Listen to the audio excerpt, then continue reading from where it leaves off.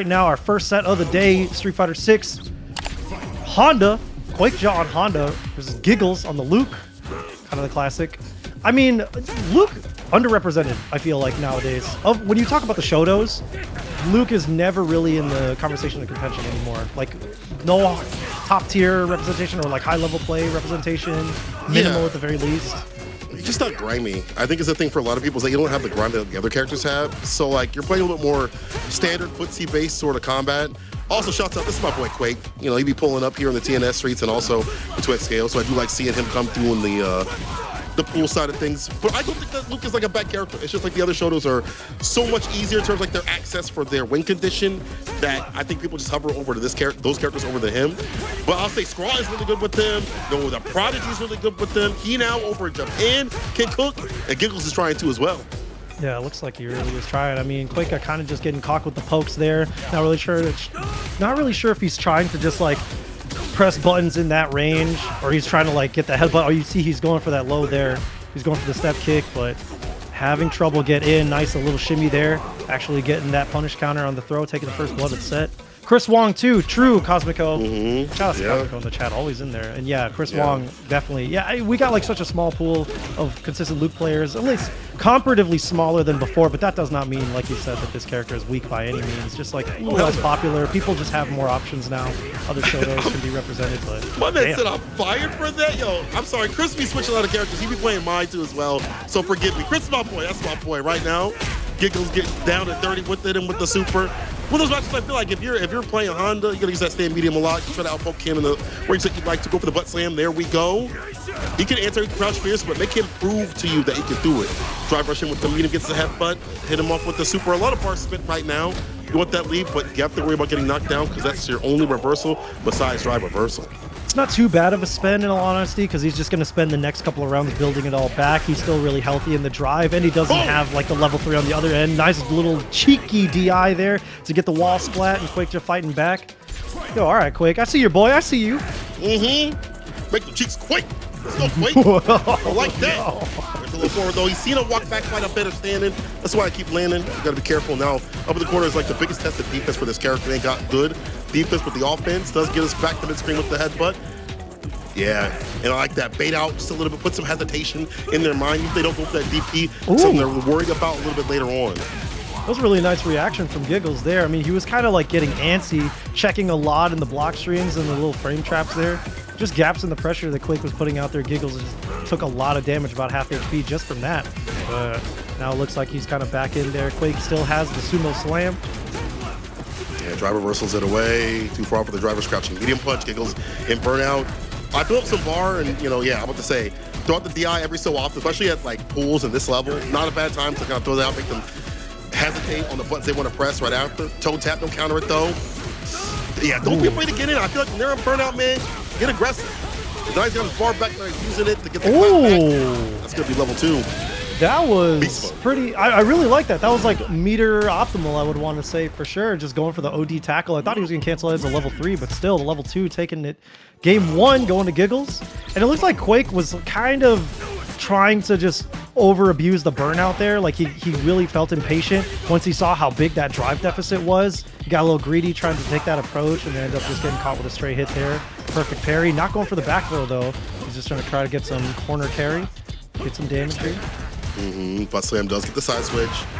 Does get the jump and good read on the fireballs. There's been a lot of that to try to contain Quake, so I do like him going for the aerial approach every so often. No commitment on the stand medium though.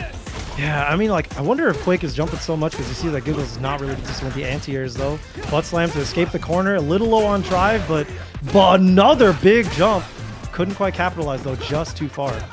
That's a good read, though. Again, like, you see that he's trying to go for the drive gauge, get the jump. As you mentioned, people kind of get a little bit too hungry to capitalize on either burning them out or applying more pressure in burnout. Giggelz, don't anti-stand fierce or headbutt. What a great tech there. Yeah, and he heals it up back fine, but the punish counter, one more of those is really dangerous. Another one, you definitely don't want to take that, but the overhead. Giggelz taking a good lead in the set right now. Okay, up a game in a round so far. Yeah, the jump has got to be stopped. You have to charge up for the anti-air head with the light one. I can definitely get it done. Chase it towards the corner, jump heavy kick. You see him just backing off, not trying to overextend any sort of limb to get jumped in on. Yeah, that's not working out, Quake. He is backing off and out. He's finding that low option. Puts himself in burnout. Not gonna go for level 3 just yet. Doesn't really need to. No, I mean, look at that. He's trying to do a lot of neutral jumps. Another butt slam, another jump there. And the neutral jump to avoid that throw just goes for the light string into the CA, or the level 3, excuse me. Don't think that's enough to kill, but we are going somewhere. And hopefully that's a long road to a comeback for Quake. Suppressor. Back though, he delayed it looking for a reversal. Nothing doing, Stamp Fierce. He's harassing, he's chipping him out continuously. Quake does have level 3 to bust through, but unfortunately, this is looking dire. Both them burn up on a one-touch scenario. A sneeze, a breeze will kill. Giggelz knows, even take a trade if he wants to. It's a big Fierce. From the corner position, Giggelz still staying solid.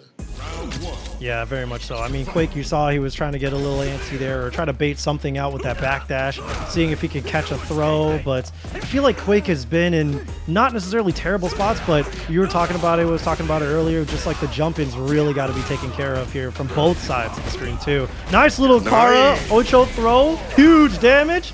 There we go, he is on the board, hopefully. Quake taking around. See a switch up of offense, right? Like now the command grab's coming through, more drive rush buttons, not just jumping in, jump, you know, the other buttons like jump fierce, jump heavy kick, things like that. Oh, no big reward on that though. That could have been a little bit more. But I do like this, some more activity here from Quake in terms of the offensive approach. He's rotating a lot more. Tried to go for that deep drive rush. Unfortunately, got punish countered there. And again, just a little late. Could not quite get the anti-air there. Trying to catch something. No counter hit just because it's that far. But I like that. Pressuring the drive bar.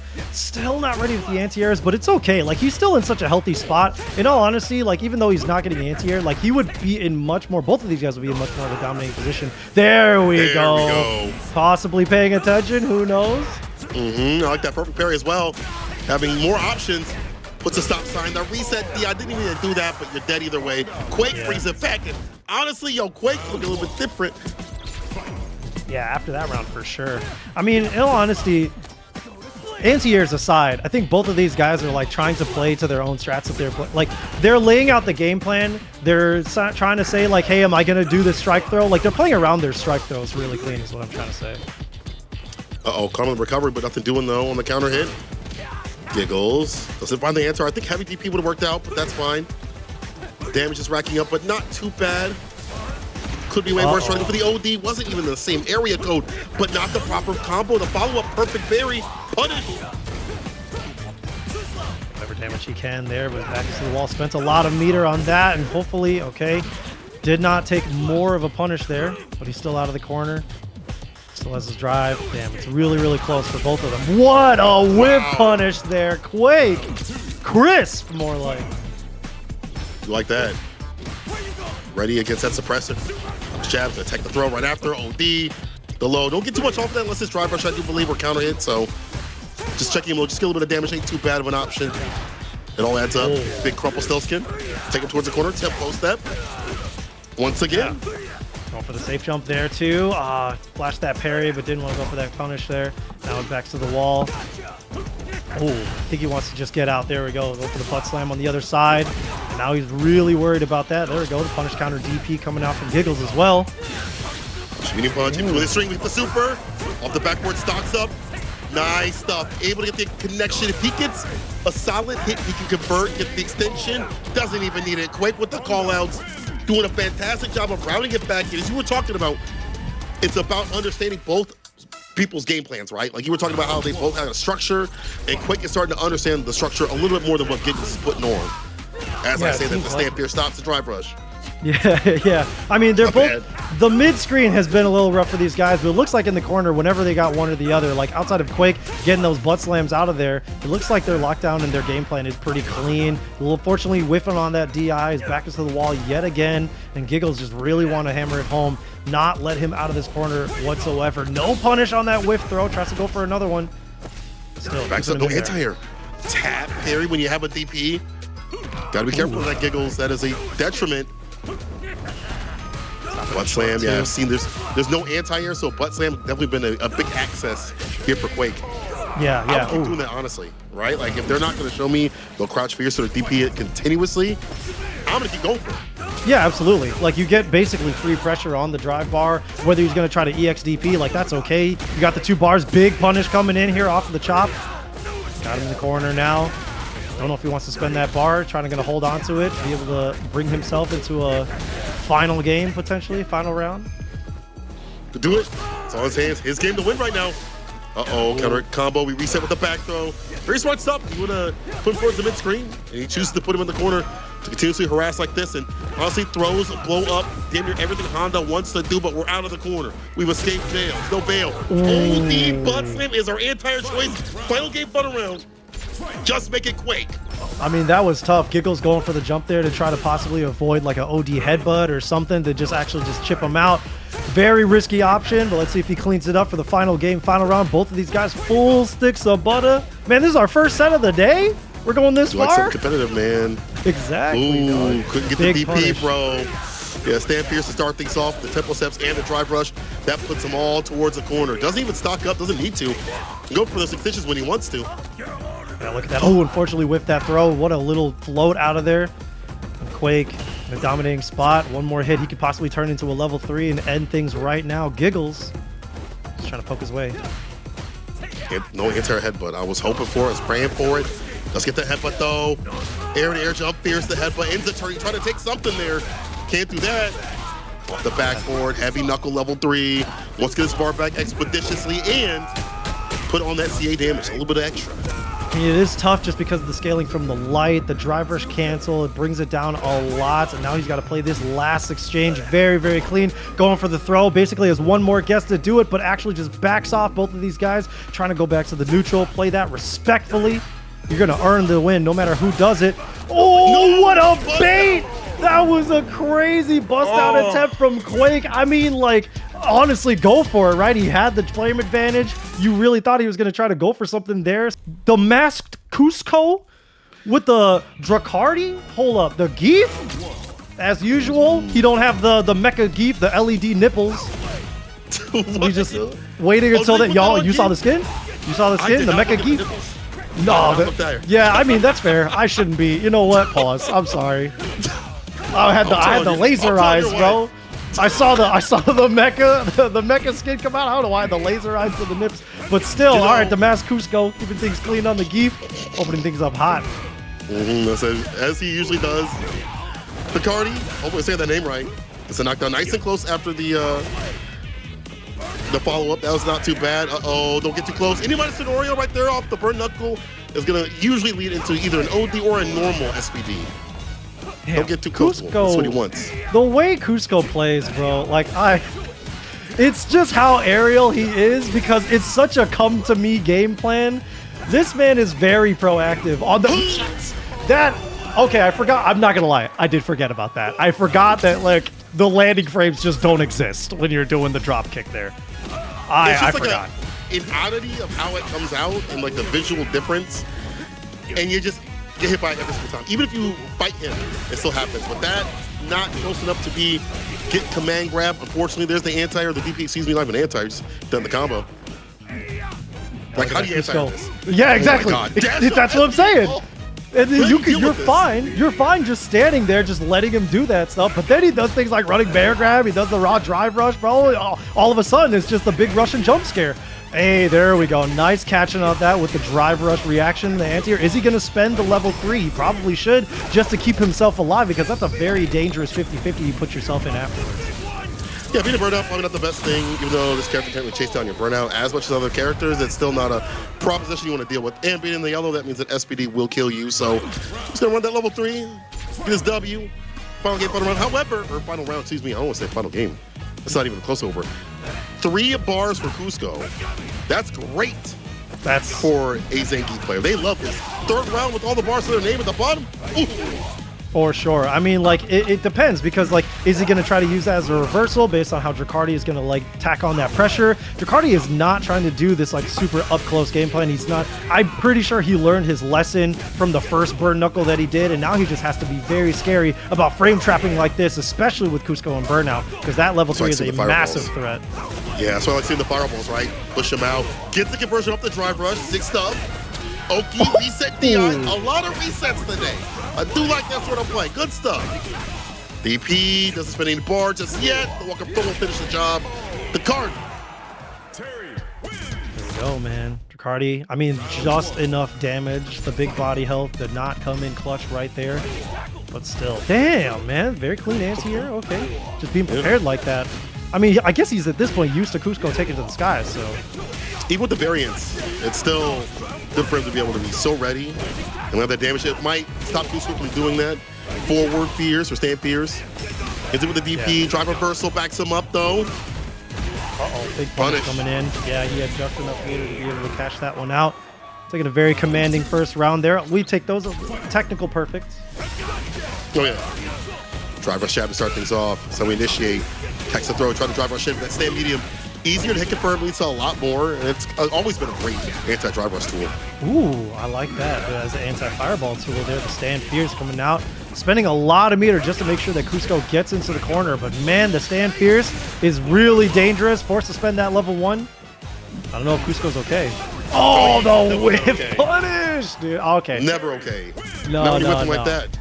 I mean, that was a very, very scary set. Or like scary game. Yo, appreciate Emily coming through with the 10. I see. Thank you for dropping the 10 in there. Hope you're doing well.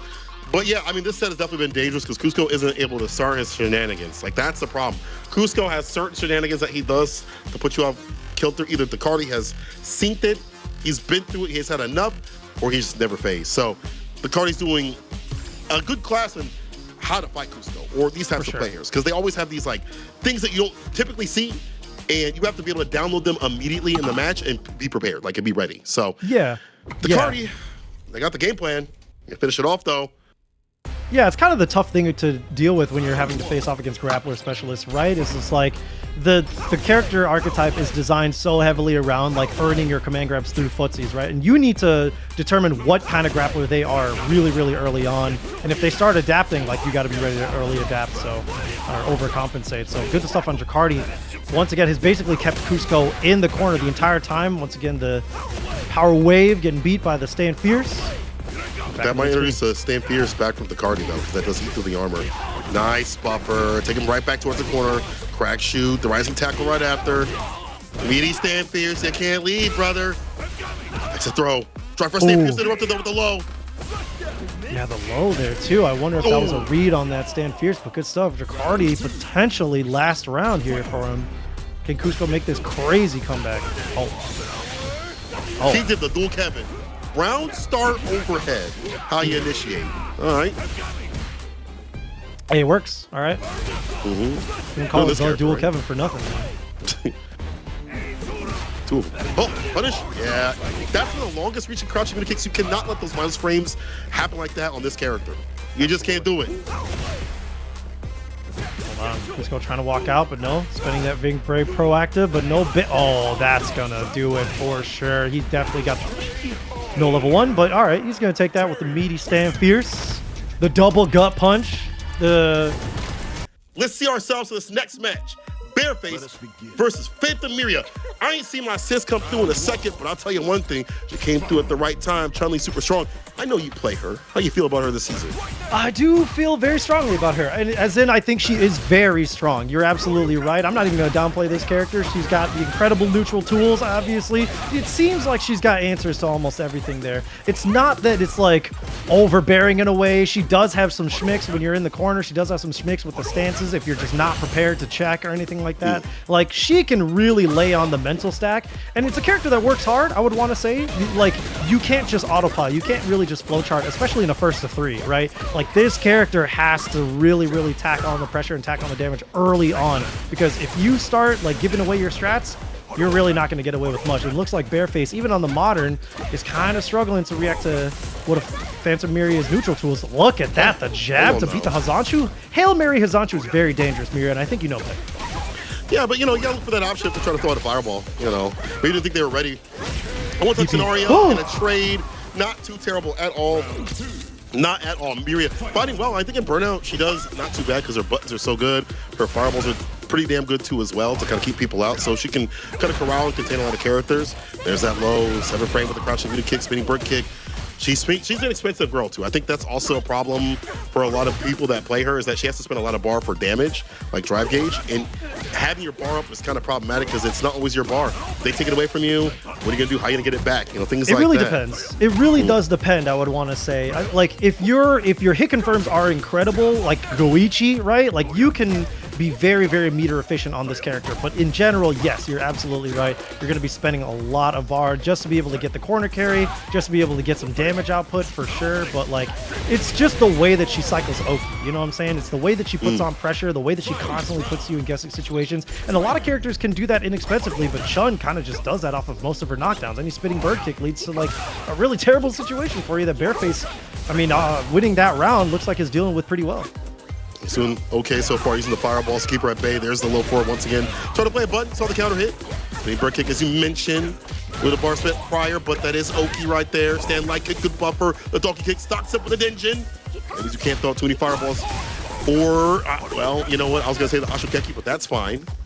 It's not bad. Yeah, I mean, another one on stock. Yeah, just trying to go for the mix. I mean, this is the thing that makes Ryu really, really strong, right? It's just the ability to immediately go for the unfortunate drop right there. Just immediately go for that 50-50. Look, trying to get a little cheeky with that DI. Dangerous, Hazanchu, punishable. Yeah, let's put her in the corner. The DI after the drive rush. This is gets the splat, stocks up. Oh yeah, you got level 3. Should be victory. Yeah, DP, the super to seal the deal. I'm gonna call it. Was there a more optimal route that could have happened? Oh, never mind. I'm sorry. I'm sorry. I forgot who the bandana was on. Is what kills, brother. No, absolutely. Absolutely. My apologies. I forgot to look at the biceps, dog. Those are all natural, right? You know. Yeah. Come on now. I don't know where he gets it. Natural.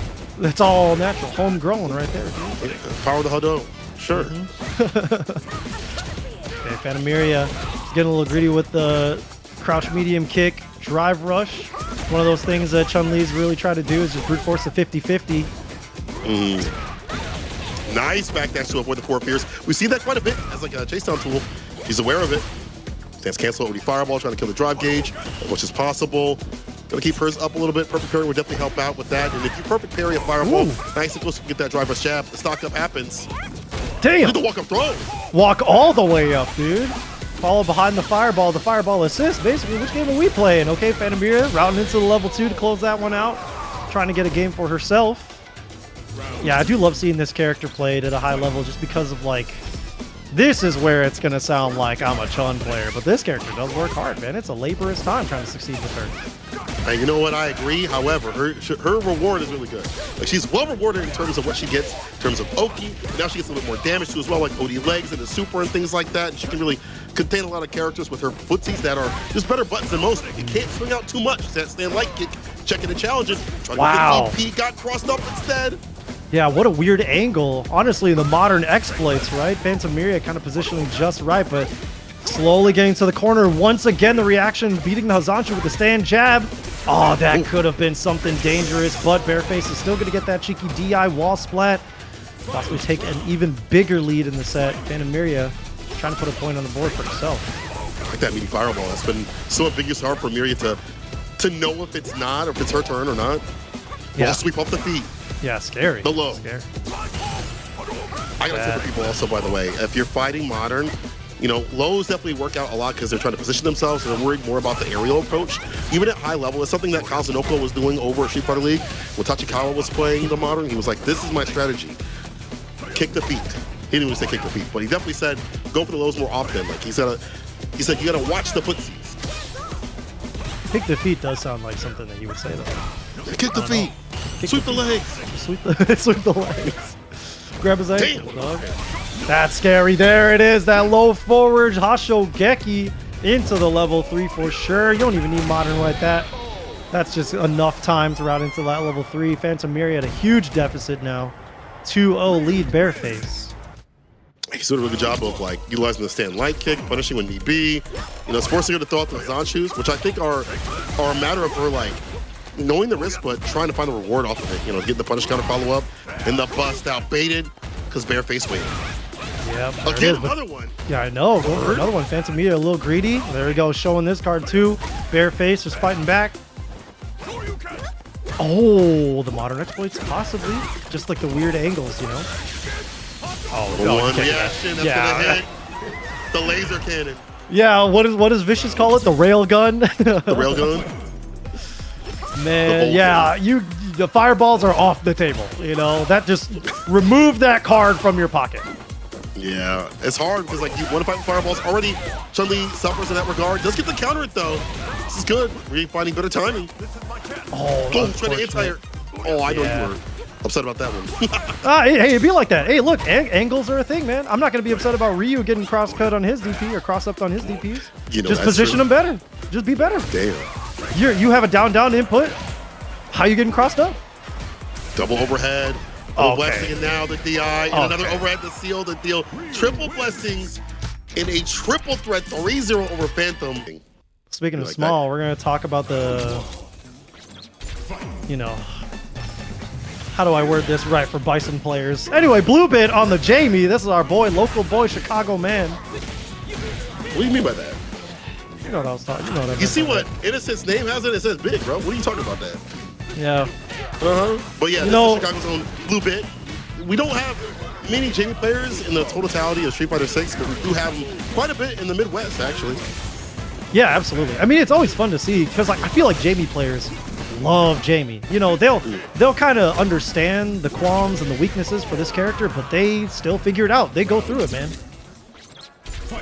Kind of going through it right now. The problem is that's like a good point. Bison's neutral is so good and contested just like that stamina kick like that has more, you know, recovery on it, the hurt boxes on it, you know, so you gotta be careful throwing that sucker out. The reward's still good, but can't throw it out.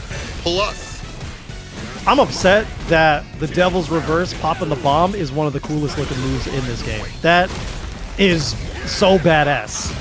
It upsets me because it belongs to Bison. But yeah, this is perfect. He deserves it. Ooh, not just yet. We're scaling. One more touch though. Oh, he's on the air to air. This is not over. Oh, the drive reversal. You're on burnout, buddy. You're going towards the corner. Back to the lab again. I mean, he's got so much meter. Definitely going to go for a corner carry route here. Oh no! I mean, he's just got the CA, right? CA. You forgot it's CA. Yeah, hold on. He lost all that health. My mistake, Chad. I was with you. Oh, he's got the punish for sure. I mean, he's got enough. He could just do the DI. Just do the DI. Doesn't even need to. Gets the safe jump. What a comeback from BlueBit. I don't know how we counted him out. I can't believe I said, yo, the perfect, like I just called it like that. BlueBit, our hometown hero. We're from Chicago, chat. Let us have this one, okay? Yo, the wife is watching. You can't lose. With punishes the scissor kick, perfectly done. Super Bakai. All right, right after he does get access. If you hold down the air-to-air right there. Okay, playing the neutral. Very close to the belt there, but yeah, that slight walk back, low forward. Criminal tool on Jamie. Something everybody falls for. You admit it. You did it. The stand medium kick, gonna catch as well. What a stagger. The pressure over the corner and the perfect. The route things back where it was looking horrible. BlueBit. Not innocent for that reverse robbery that just happened. First game, but I will say he is definitely well versed in this matchup. I mean, Zach in the Box plays this matchup a lot with him, and he plays at the locals. You have a few Bisons out there, so he'll understand what to do. Yeah, just a few Bisons out there, right? A couple of 9-to-5ers in the world that play this game. So I play this definitely. This is definitely. I got midterms to worry about. I'm just gonna try to win the local on Bison. No critical thinking whatsoever. Hey, relax. Okay. Now I ain't going too far. Oh, thank you go up in the comment section. Oh my God, for that part. I'm sorry. He's a good. Hey, he's put up results. He's a good character. The mental power it takes. That was crazy, right? That was crazy. With the overhead too. Okay. Because it's, you know, you got him low, now he's going to block, he's going to duck, the low, next time. Nope, it's overhead with a DP. I gotta chill. But the DP on the reverse, on the Shadow Rise? Alright, come on, man. Ready. It's a punish. Oh yeah, unfortunate Cycle Crusher right there. I think he was just trying to gamble. Skipping neutral, he can't be doing that now. 2 sips of the sauce, 100% in terms of damage. Like I was walking back to as well, trying to gain some space where if Sister Kick comes through, it'll be able to be whip punished. Because you can't really punish that well with Jamie. He can do it if he's super close, but it's harder than most characters. Beautiful interruption against the drive rush for Kai spin. Level 3. This one's got some extra stuff for the continuation epilogue. Yeah. Push it in the corner. I don't think he wants to spend, though. He wants to maintain a big drive lead here. I mean, he has to go for it. Damn, he double spent. Okay, and then another throw bait to do it. BlueBit taking a 2-0 lead in the set right now. I mean, Innocent. Listen, man. It looked like a super clean round one. That was like, okay, yeah, this is just Bisonisms, really. But BlueBit is navigating the Innocent neutral. I mean, that's guilty neutral right there. He's skipping all of it. He knows exactly what he's doing. The scissor kicks, and BlueBit was ready for it that time. You're talking about how tough it is for Jamie to have to play around that or even punish that. Neutral jump is a universal play around scissor kicks. I like that purple parry though, being able to anti-air, try to go for the overhead, can have some more distance and wind up on that. A little bit ready. A little low on the drive gauge, but he's gonna get some back by sipping the sauce. That does gain you quite a bit more bar than last season. OD, back fist, puts him up in the corner, drive rush, the impact, falls out the DP, takes the drive gauge, and you get a follow. Oh no, I think he might have got a bomb off of that bounce. I might be mistaken, but still BlueBit wakes up with a super as the ender doesn't need another sip of the sauce. He's already got level 3. What a perfectly timed jump in order for him to escape that. Innocent trying to take full advantage of the fact he's in burnout, but he burns himself out just to be able to get in there. He has to be very careful of the fact that that is a 4-drink Jamie, and you could just be getting chipped out. No, you are not, as he did not have enough. Look at that sliver of life left from Innocent. Yeah, I think Reckless would have worked out better there. Yeah, I think you're right. Yeah, just to chip out a little bit safer. OD is going to be the back fist. That gives you a lot more frame advantage. Sets up against the parry. Target combo ends the turn. Impact again. No reaction. Yo, K, how old is BlueBit? He's going to be impacted right now. I'll say old enough. I'll speak on his behalf. But there it is, the level 1 outside of the gap. Goes for the drink there, because he's desperate for some. Nice anti-air on the drop as well. To hit throw. Gets a sip of the sauce right after. Air to air once again. The shimmy for the crouch beat punch. He's dead. Quicker. Use that 6-frame. Successful level 3 at the end of this. Of course, Innocent. Bring it back for the break. Slowing things down a lot, which I do like. I really do like that. Yeah, I mean, it looked like BlueBit kind of got like overconfident. If there's a term I can use, you know, for lack of a better term, overconfident. You know, playing. It looked like Innocent. He had that one in round 1, right, where he did the DI to bait the EXDP coming out from BlueBit. Like, that was a spacing. That wasn't just like the decision. That was the spacing that you made that decision lets you know that he was extremely ready for an option like that. If I'm not mistaken, I do believe that DP is like really bad against the eyes too as well. So like, that's also a good option against him in the corner. That might be wrong, but I remember that being a contentious thing for Jamie players. Either way, BlueBit, burnout. And now he's out of the corner. Yeah, what an angle there, letting him escape that. Great anti-air, gonna help him get some drive gauge back, and he's there, he's healthy. 2 drinks in his name. The walk-up throw, the tap parry. DRC able to drive rush forward. Go back though, he's going for buttons instead. Gonna be ambiguous. Ooh, what a DI. I think it was, I mean, it wouldn't even beat the stand fierce. The overhead's gonna be whatever BlueBit was doing right there. Trying to get a lead, trying to even this out. Nice, perfect parry. Get the Sand Pierce punish. Let's go for the simple sauce. Make up super. That might be the first one that we've seen at least be successful here from Innocent. Stopping it short, trying to bait something out again.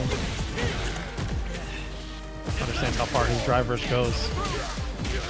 BlueBit, yeah, going for the level 2. He's spinning a lot just to get some damage, get him into the corner, and better hope that he doesn't knee press nightmare his way out of here. Drive reversal even. Ooh, the command grab. Scaling, I don't think is going to let him kill. Absolutely not. But nah, doesn't need to.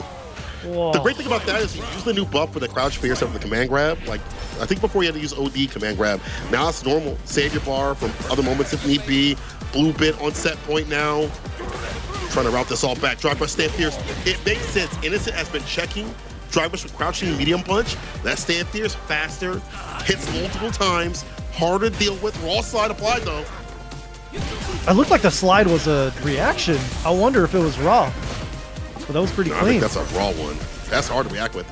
Considerable amount of startup. That's how you feel about your Bison players, huh? Yeah, it's true. It's true. Some credit, but you're right. You're right. It's prediction a little bit. That's I got an agenda. Right back. No, not again. A young man. He's a working man, but he's a young man. Okay, tried to go for the neutral jump to bait out another throw, but it just shows that BlueBit is in his head. Is he going to spend the level 2? No, he is not. Does not have meter either. So back to the wall is very, very dangerous. Yeah, I think we would try walkout. to activate up to level 2 right there, or activate into level 2 and then perfect parry stop that from happening. That's not gonna hit. The Odie's gonna recover in time to stay fine, and Innocent squares it off. But I do think that if he activated from putting the bomb on him, and went to level 2, that would have been a different story, right? Now you're in the mix-up, less ring scenario. For sure. Yeah, I mean, like, you just end up in a much better situation on block or on wake up for BlueBit. So not opting for that. I wonder if he's going to try to course correct a little later, but very dangerous level 3 that he died to in that one. We go to game 5, baby. Comes to this. Ooh. Sweep. Was able to get the punish. Crouching medium kick might have been a little bit faster. I'm not sure. The anti-air is there. Double dashes up. BlueBit calls out the throw. 1-800 damage. Taken towards the corner. Yeah. Anti-air from the side of Innocent now. I mean, Innocent just really not trying to take that throw, but he's got the hits that he needs too. Not going for the drive, just going for the Shadow Rise VD, but BlueBit's almost back with the meter. Oh man, he's at such a great spot. Look at the deficit there. There we go, the dive kick, bringing BlueBit to another potential final round for him. But can Innocent bring this to a final round? Careful with that crouching medium kick. That's a great option right now, but once BlueBit gets the dive kick, it's going to be dangerous. Blocking out the impact. Gonna get the back fist right after this. That's the intention. You know, the scaling, be damned. You want more of the bomb pressure, the lockdown, the trades in favor of Innocent. I mean, if Innocent gets to close this one out, yeah, that's so bad. If Innocent gets to close this one out without having to spend level 3, that's going to be really, really rough for BlueBit. Spending the OD and was just able to recover enough drive bar before he could. The CA is going to come out. That's definitely going to burn Innocent out, I want to say. I don't know if this was a low forward starter, but no, come on. He's looking dry, dude. Couldn't way more damage if he was, had the levels up. Maybe could have more off that chap as well. I think if he had more drinks. But right now, he's looking fine. The dot kick comes through once again. The anti-poke tool. Sip the sauce. Puts himself in the corner. However, all you got to worry about is more. You don't got to worry about nothing. Excuse me. Scuff the shoes. Stomp it from the skies. A jump man. BlueBit. 3-2. Start with this, though. Dee Jay versus Blanka. StarPlatinum KB. Yo, shout outs, dude. So good to see a JoJo fan in the wild. Well, good subjective. Good. I'll keep that to myself. But anyway, Lagrasa. Yeah, depends on the JoJo fan. I understand. That's facts, dude. That's facts. Okay, look at him beat a wall right now. KB having struggled trying to approach. Got him in the corner already. And look at that. He's just like maintaining the distance. Oh, the jump back. Blanka ball. Air ball. Pretty worried about that option against any sort of extended normal or special. Eat him up, light kick, gets the knockdown, back meter kick for the plus frames. Try to go for it again, but Lagrasa does not take any space after that. Could have did. That's what combo back to mid-screen. End it with like a jackknife, get some distance. Yeah, I mean, Lagrasa, you can tell he's really just holding his charges, right? All right, there it is. Oh, the one time he tried to advance with the drive rush, ends up getting checked for it for some huge damage. Doesn't die for it, but still very dangerous. Very active. OD the bust out. KB stays solid. First round. He said, oh, you're approaching me? Oh, you're approaching me? Get away for the level 3 tap, and then we'll do it. Yeah, true. The body massage machine. There you go. The Sobot kick, catching the jump. It's just one of the testaments of playing Dee Jay, right? Constant obstacles out on screen. You kind of have to wait for him to make a bad decision. Otherwise, he's just going to be sitting there throwing his air slashers, kind of gambling, trying to push yourself in. But KB, oh, there it is, the jackknife getting out of there. It's a distance, the bust out. Lost on the forward medium kick, ends up with the fireballs to kill some of that drive gauge just a little bit. There's the jump on the extended and medium Sobot. Level 2 coming through, of course, the lightning beast about to feast all that hell. KB. First game so far. Understanding the timings, you mentioned there's a lot of things that Dee Jay can do to blow up the screen with the fireballs, especially some things like that, the anti-airs. But there is some lag time, as you see right there on the 4 medium kick. He understands the ranges that's going to come through to put him on plus. He backs off enough to punish. Yeah, absolutely. I mean, yeah, it's like the air slashers, Sobot, knee shot. There's just so many obstacles that Dee Jay can just present. And another mental stack heavy character. But I mean, we want to talk about mental stack. We definitely got to talk about Blanka. When that level 2, that Blanka-chan on deck, like, that's real. That's the scrambler. He's a little scrambler there. And we're talking about scramble. Both of these trying to bring these back to the mid-screen. Slow things down right now. Ball ender, back to full screen. The jump in again. This time the perfect parry from Lagrasa. Dash up. It's a drive rush jab. Backs off. Medium soap on. I like the variance here. The fireballs will get hard for him to hit the block balls. KP in burnout. Another option is to hit that level 1, which he does. Wow, he does. Follow up. Oh, boy left, dude. He just left him to. He left him to die. That was crazy. So my people need me. Not my circus, not my clown, bro. I'm out of here. Not my soup, not my bowl. He said. Off the drive rush. What are we doing? Again. I know. Again with the punish there. Oh man, the trade works out great for him on the knee shot there. KB sniping out that drive possibly. Check on the air slasher. Yeah, he's just definitely applying that pressure, but the mash out. Air slasher, yeah, that's like your turn right after. Hits the crouching jab, ends it with the super. Level 2 up in the corner. Dangerous proposition, high enough to get the Blanka chan out. Crouching medium, that burns him out. Getting his bar back. KP's gonna get his bar back, so Aggressor has to make a difficult decision. Do you hit level 3? Hold on to your bar. I think you have to hold on to your bar for the next round. Oh, bring man. it back. He really tried. He really tried to convert with the, and you see him pumping there too. He really wants to spend the level 3 at all. I mean, he had the meter to do it. I'm surprised they didn't go for a drive rush route, but you know what? Shoot him if you got him, okay? If you got that level 3, just send it. Hope this kills. Okay, all right. Oh, look, I was trying to hold out for you, brother. But LaGrassa now tying things up. The Oda. Oh, my bad. No, that was my bad. I totally blanked. I blanked out. I blacked out, bro. It's all right. Woke up and all of a sudden it's all tied. LaGrassa holding his ground very well. I mean, KP, I feel like, you know, as evil as this is to say, like, you better just go in, bro. You see the drive gauge is so low. You see them at burnout. Take the opportunity for the chip. He's got the bar back. So now KP getting a little bit more active. Waits right there. Catches the throw on the recovery. Empty ball. Bait on their side of things, but has it right where he wants. So this is perfect. The perfect parry, really saving his drive bar there. Looks like KB is trying to use that strategy now. Okay, the jackknife. KB really just trying to like get his way in. As you said, sometimes the best thing is just like full send your body there. Nice. The back roundhouse actually catching the cute guy coming out there. Oh, tries to get Jiki with that overhead, but great block from LaGrassa and the perfect parry to save his life. Oh. So he had the distance to get the bust out. Unfortunately, got pushed back way too much. KB, you can't put out a doll. I mean, you can, but we activate at this distance. We're holding parry. It's a throw right after. Only counter it, so not punish counter. Could have been way worse. Oh. Okay. I mean, the coward crouch is just gonna like answer so many different things there. Exactly, man. You just lay there. You just lay there waiting in the grass, and then all of a sudden you jump out when he least expects it. Tries to drive rush in, takes to the skies, comes down with the ball. That was some nasty strats right there from KB, and riding the momentum, riding the high from that too. Cute guy coming out. Backs off, gets right back into the drive rush heavy kick. That's busting up. We can't press the button. Imperfect parry, but we do get some drive gauge back from this. KB has them right where he wants them. Up in the corner, but Whipper risking Whipper run. I'm surprised. Wouldn't worse on punish though. Perfect parry. Drive rush stand fierce. Oh yeah, we're out of there. For sure. Look at that. He does have the 3 bars. Is he gonna try to go for a spend here? I mean, oh, what a unfortunate situation. I was actually, gonna work. Yeah, me too, man. I was very surprised by that, but he had another one that opted not for a burnout route there because he didn't believe. Come on, man. Come on. You know, that's not a bad option, but the the air ball, just better off. Time better. One touch.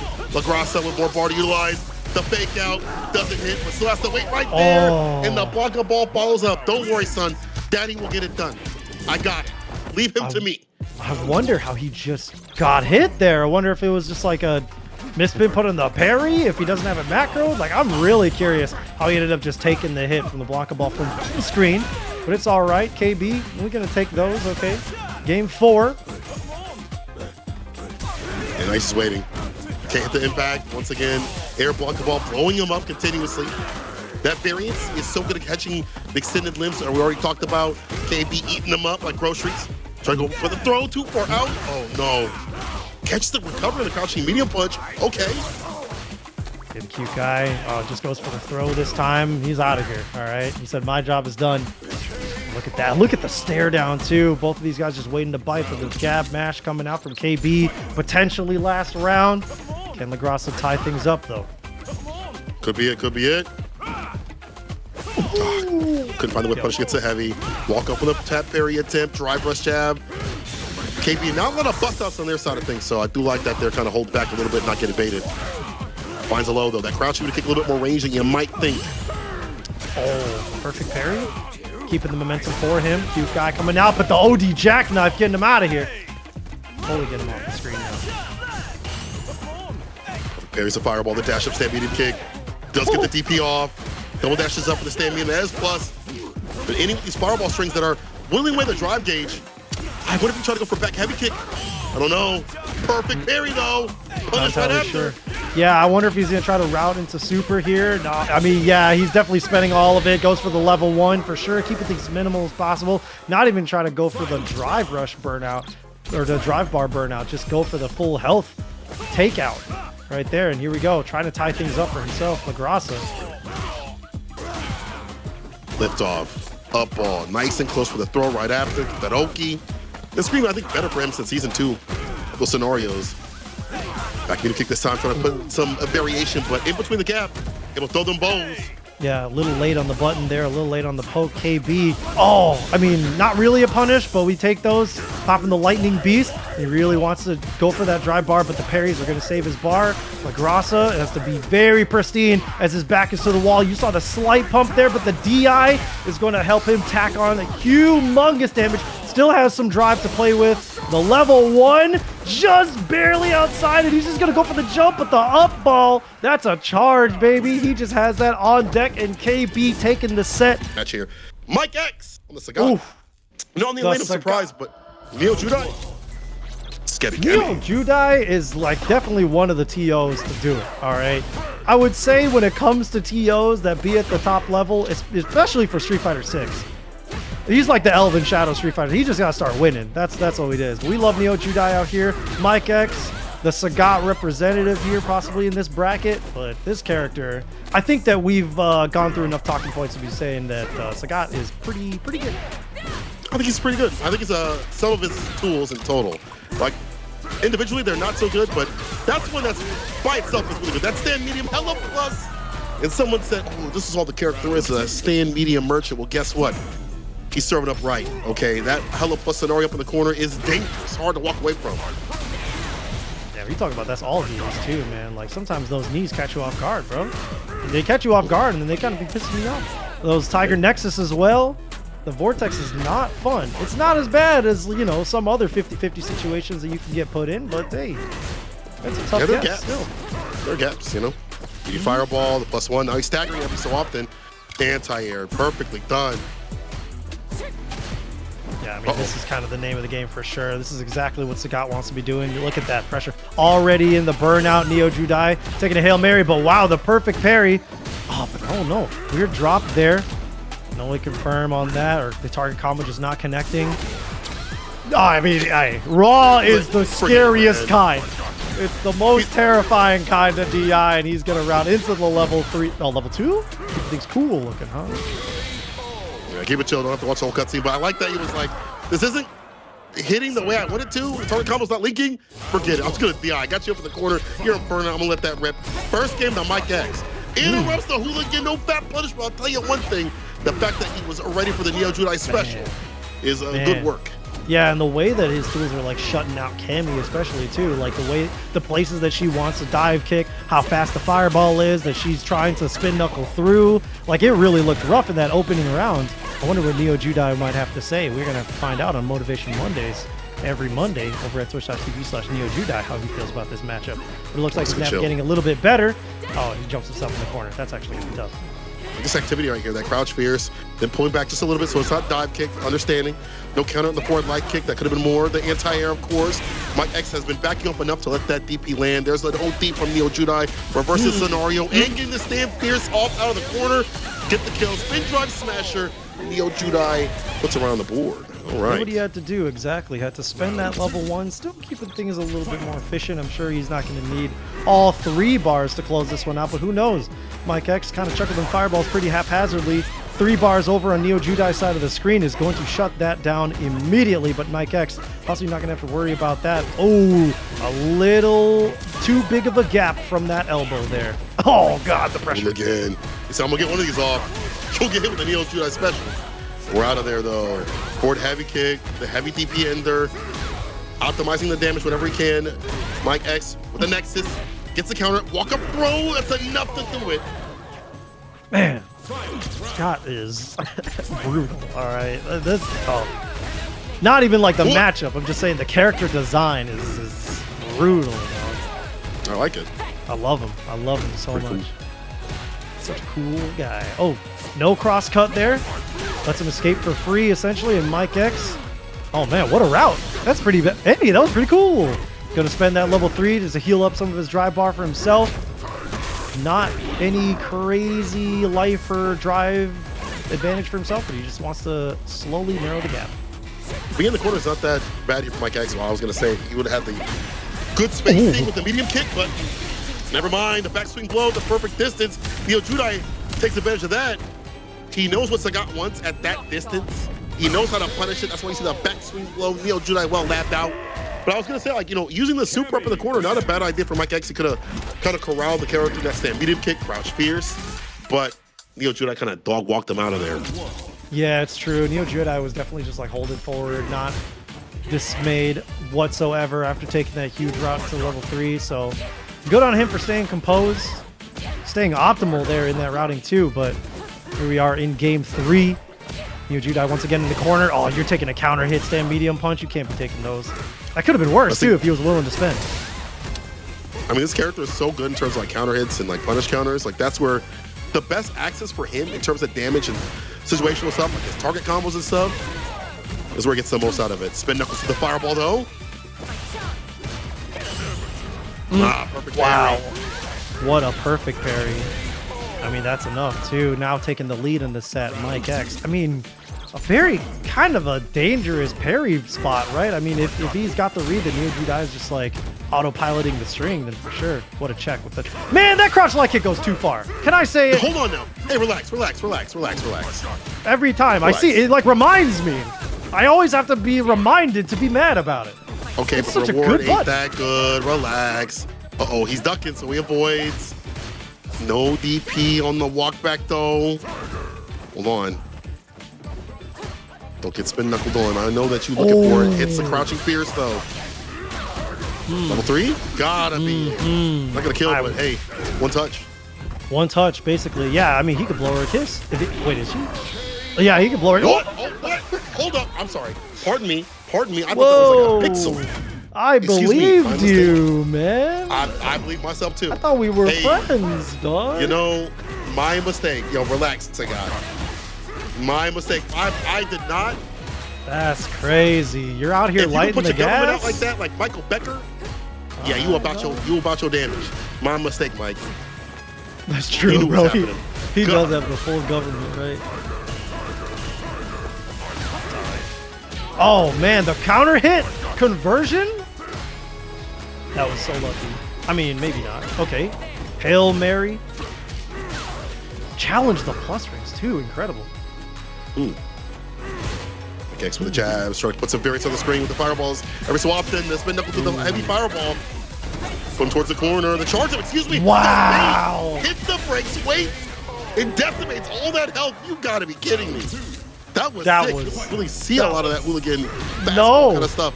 Absolutely not. That was an incredible bait. Great decision from NeoJudai, whatever he was going to try to check with there. And I mean, there were some options that are really, really scary because of how far that drive rush was, right? Like he did have some options to be able to check with like the stand medium kick, maybe even a crouch fierce, but picked the right thing there. NeoJudai paying the price for a good guess like that too, as he is a huge life deficit in the corner too. He just let the target combo rip. Bro, he didn't commit to nothing. I mean, he just full committed. He didn't react to nothing. Punish counter on that EXDP, and now he is at set point for himself. Mikex, Michael Becker, can you close this one out, or can NeoJudai tie this up? Can using fireballs as pokes, that light one. The low shot, kind of difficult to utilize in the neutral. Goes back up the anti-air, cleanly done. Hits the brakes, NeoJudai not getting baited, but he's gonna get hit with this though. Heavy damage, knee in their DP level 3. Okay, I know this doesn't kill, all right? I know it doesn't No. But what happens is Mikex has a ton of bar, is up in the corner, is at optimal range with that medium distance, can harass withstand medium if it gets in. Yeah, but I mean, he can just stay stoic. He can just be down back and he can just wait, be very, very defensive because NeoJudai has to approach. He's got a lot of time to, but I mean, just the pokes like this, just making sure that he locks him down. The Hail Mary level 2 is not going to work out for NeoJudai, and Mikex is going to take the set 3-1 over him. I mean, trying to make the reads like that with the spin knuckle. Of who's been getting results in terms of who's been good offline, it's been Mr. Riddles himself. Yeah, speaking of which, here he is. So it gets Kharsonist, obviously on the A.K.I. I mean, that's a character that, man, I saw a tweet today. It was weird. I couldn't even explain it. But he was like, I hope that with Sea Viper coming out, that means less A.K.I. players. And I was like, what do you mean by that? What? What do you mean by that? Not even the same character or archetype at all. I couldn't even really like register who said that. But it was somebody. It was like not like a double-digit, single-digit followers account.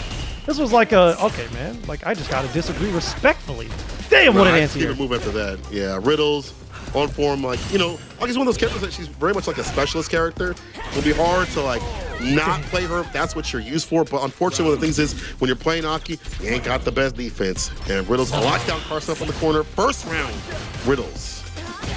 Yeah, and I mean, you're going to need some defense with Terry on top of you right here, man. I mean, I know a lot of you would like Terry on top of you, but like in this kind of circumstance, it's kind of tough, dude. Look at the way that Riddles is able to maintain that distance. Obviously, that pressure is just crazy. Even outside of like spacing things out with the burn knuckle and the heavy power wave, the round wave, I guess I should say. Damn, actually, great hit confirmed there from Riddles. Taking game 1. Here we go. Yeah, pressure up in the corner is really good. He's got that long, low forward, the fireballs. Reward is so good for damage. Don't let him in. Rush medium. Kharsonist having to spend quite a bit of bar to get things going. Oh, a mistake. It'll be capitalized with some poison. Oh, I mean, that cut the backdash? That's unfortunate. You want to talk about bad defense. I mean, that's one of the tools right there. That's unfortunate. Right, lash to end things off. Puts a poison on. It's a heavy at the perfect distance. The space trap. Got the punish counter. So this is death. Yes. Yeah. I was wondering if he needed level 1, but nah, Kharsonist is optimal. Incredible routing there. Maximum damage off of that punish counter. Not plus, but still unsure on the check. Plus rings right back at him. Riddles backs off. Perfect parries the fireball. Swats that away. Let's get the knockdown off the burn knuckle. We'll let him land right before, at least to get the DP off. Yeah, look at that. I mean, Riddles presented the option of the knuckle, right? And you're seeing Kharsonist start to put out some more fireballs. And at what point is Riddles going to jump? Oh, man, nice chase down. I mean, a walk-up throw. Just staying patient, right? You see Kharsonist out trying to get exposed. Oh, perfect parry. DI punish. That's optimal. how it's done. Develop a level 3. He only needs to use a little bit of bar. He'll actually go for the same jump setup instead. Pardon me. He don't need any of that bar at the bottom. It's just all tosses. I mean, like that's just the optimal punish. Chat, take notes. You already know. Perfect parry on the first hit of the OD Cruel Fate. The DI brings him into potentially game 3 for himself. But we'll see. Kharsonist might try to tie this one up. I mean, he's just been in the corner for like so long. It's so hard for him to fight his way out. Not really comfortable going for the OD slide anymore, but just trying to resort to some footsies, and it is not paying off for him. Merch, NYC, thank you for the sub. This should be the end, of course. The 3-piece special, Riddles, having every bit of bar to go that far with that super. That's actually more damaging than level 3, if I'm not mistaken. So, when to dump it out, Riddles on game point. Kharsonist cannot find the rhythm to fight him. As I say that, over the fireball with the OD Cruel Fate, pulls up his fireball and puts a poison on. Yeah, that poison's going to be working overtime right now. Oh, damn. Kharsonist now is in burnout. He spent a lot just to try to get him over there. He's going to try to maintain this mid-screen as much as possible, but nice! Goes into the coward crouch, was ready with the reactions on that. Going to spend the level 1, just attack out a little bit more, turning this into one more touch. Ooh, and touch it is. Yeah, the jump back. Yeah, the chase down. I mean, there are some characters where their jump back just feels like a jump in, right?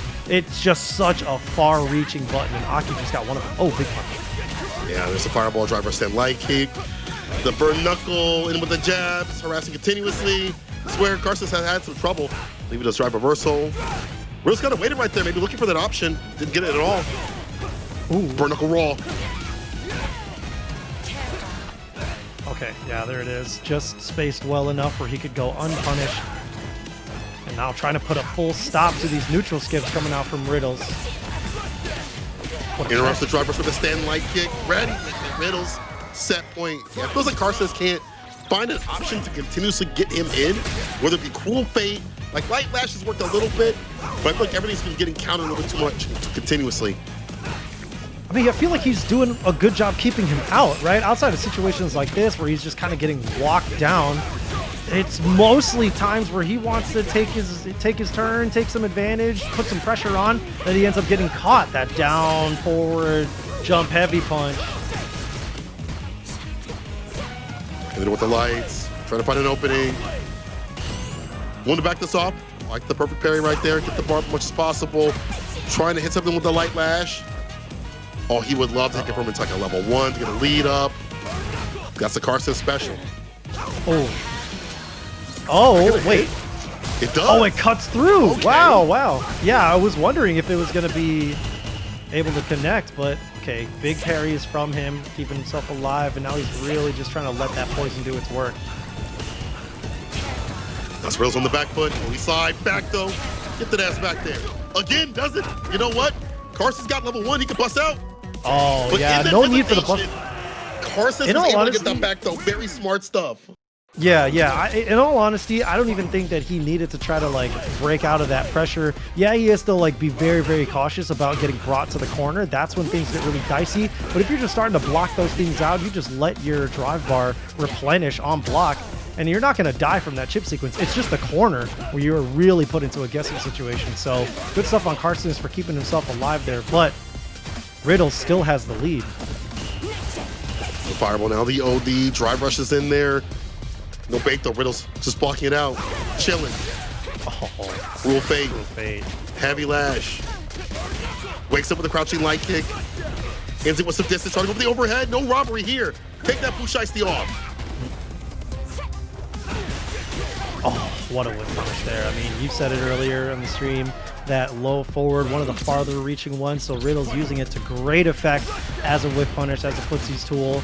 Now he is at set point against Kharsonist. He's going to close this one out. Uh-oh. Buffering buttons, a walk-up throw. Tick throw once again. I get it, you don't want to press a button. Well, he did right there, but does lead himself with the OD fireball. It's been a safer option to exit. Ooh, what an Medium flash anti-air. and an anti-air. It's faster this season, so for good reason, you're going to see that a lot more if they got the range to do it in the timing.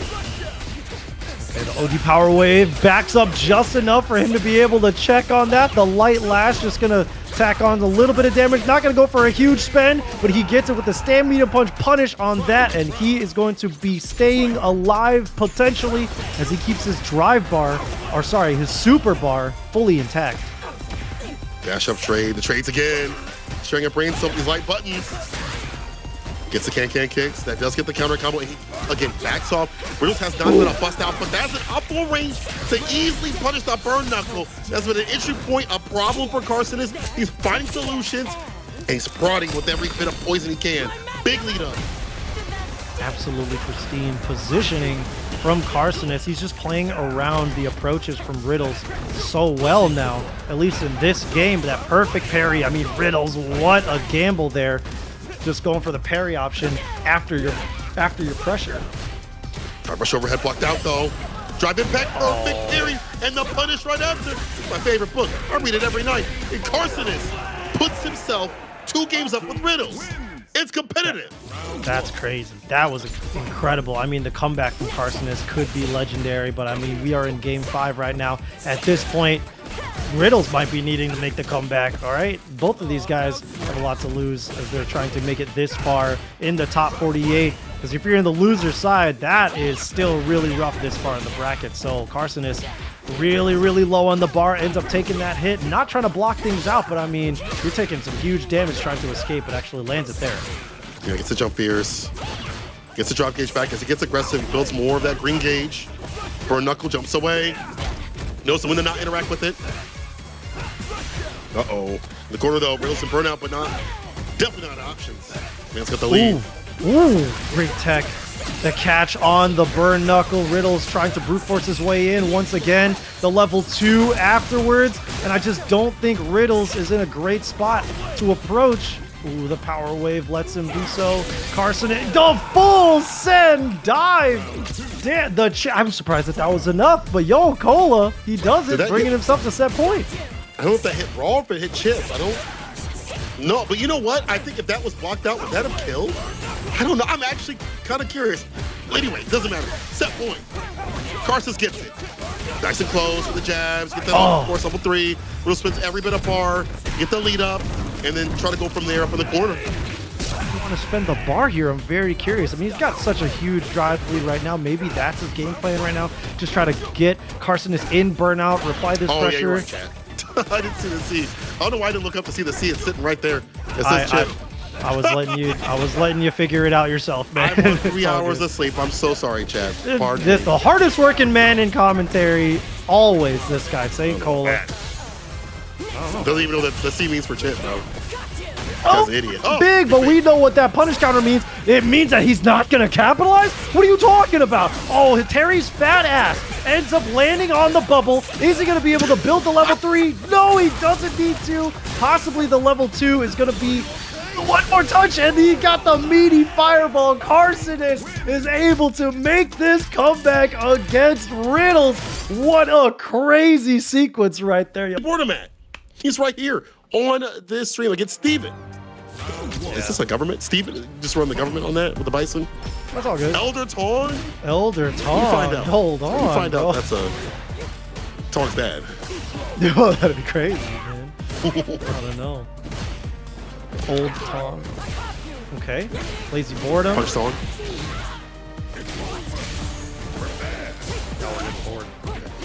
Hold on.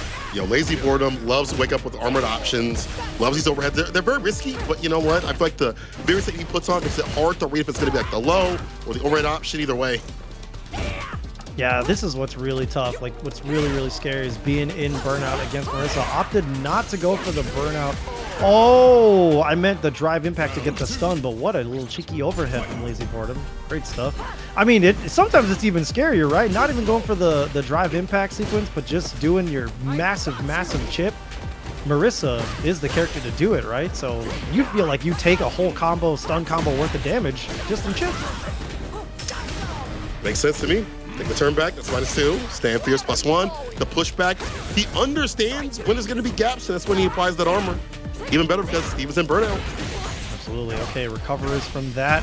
Trying to take the turn back. Still some pressure, but oh, the big whiff, and that's level 3. I mean, he can pick whatever one he wants. It's like, do I want level 1? Do I want level 2? Nah, let's go back to level 1. I think level 1 feels better. Yeah, let's do it. Are you the type of player when you're playing online or whenever, when you have level 3 to kill, but you could kill with level 1, do you just go for the level 1 just to be like, nice? Oh, yeah. No. I do the level 3. Like, I don't even know why you even mention someone like me would even not go for level 3 to make you watch the cutscene, because you know I'm gonna do that. Oh, true. I forgot you're a Bison player. Yeah. There's no kindness in your heart. What about you? Do you just let it go? I let the cuts. I skip the cutscene for him, man. I go like, if I can kill with a level 1, I just will, bro. I don't want to have you here sitting prisoner with me. I don't feel good about this. Let's just get back to the games, man. No, your bloodline is weak. Your bloodline is weak. Anyway, next to throw, Marisa on a matchup. It's Mayimasa Marisa versus 2-touch Teresa. Who won't take it? Steven in burnout, getting blessed from above with the overhead. Yeah. I mean, I don't even know what you do there. Like, he could be having the level 1 on deck, but that's still such a scary situation. Lazyboredom. I mean, wait, no. There's no way. There's no way. Are you joking, bro? What the hell? I tell you, every character in this game can cook. People forget that Marisa, even though maybe not as highly represented, she can do some damage. You know, obviously it's against other Marisa, but you saw the switch from Bison back to the mirror match. Didn't have to run that, but Steven is going to get the whip punish here with a crouching medium punch. The combo, empty throw, calls out the parry attempt, or not even parry attempt, excuse me, that was a stance. Trying to back him up. Ooh, little delay on that drive rush there. Ends up getting back thrown. I wonder what Steven was trying to plan right there. Okay. Ooh, okay. That. What's good about this is that Steven saves that bar at the bottom. Nice and optimal, evening it out. And, you know, mirror match is definitely different because it's more about the player to player. And the whip punish against the crouching medium punch was already Steven. Steady with these at the perfect ranges and now. Oh! Right back at him. This is what I'm talking about. The knowledge. I know what this character's going to do. I play them. That was layers, y'all. And I mean, like, I want all in on that cake. That was incredible for Steven to be that level of prepared. But man, the fire back, right back from Lazyboredom. Gonna put Steven in burnout. Should be very close to recovered by now. Still has him in the corner too, so very dangerous spot. Oh, what a neutral jump. Yeah, goes up that option. Delayed crouching medium punch off the drive rush. Still will get the impact. And that's going to be Lazyboredom up to, though there was a good moment there from Steven. It's all about how you close it out. Marisa's the most, you didn't have to do that ass character, you know? What do you mean command grab finish?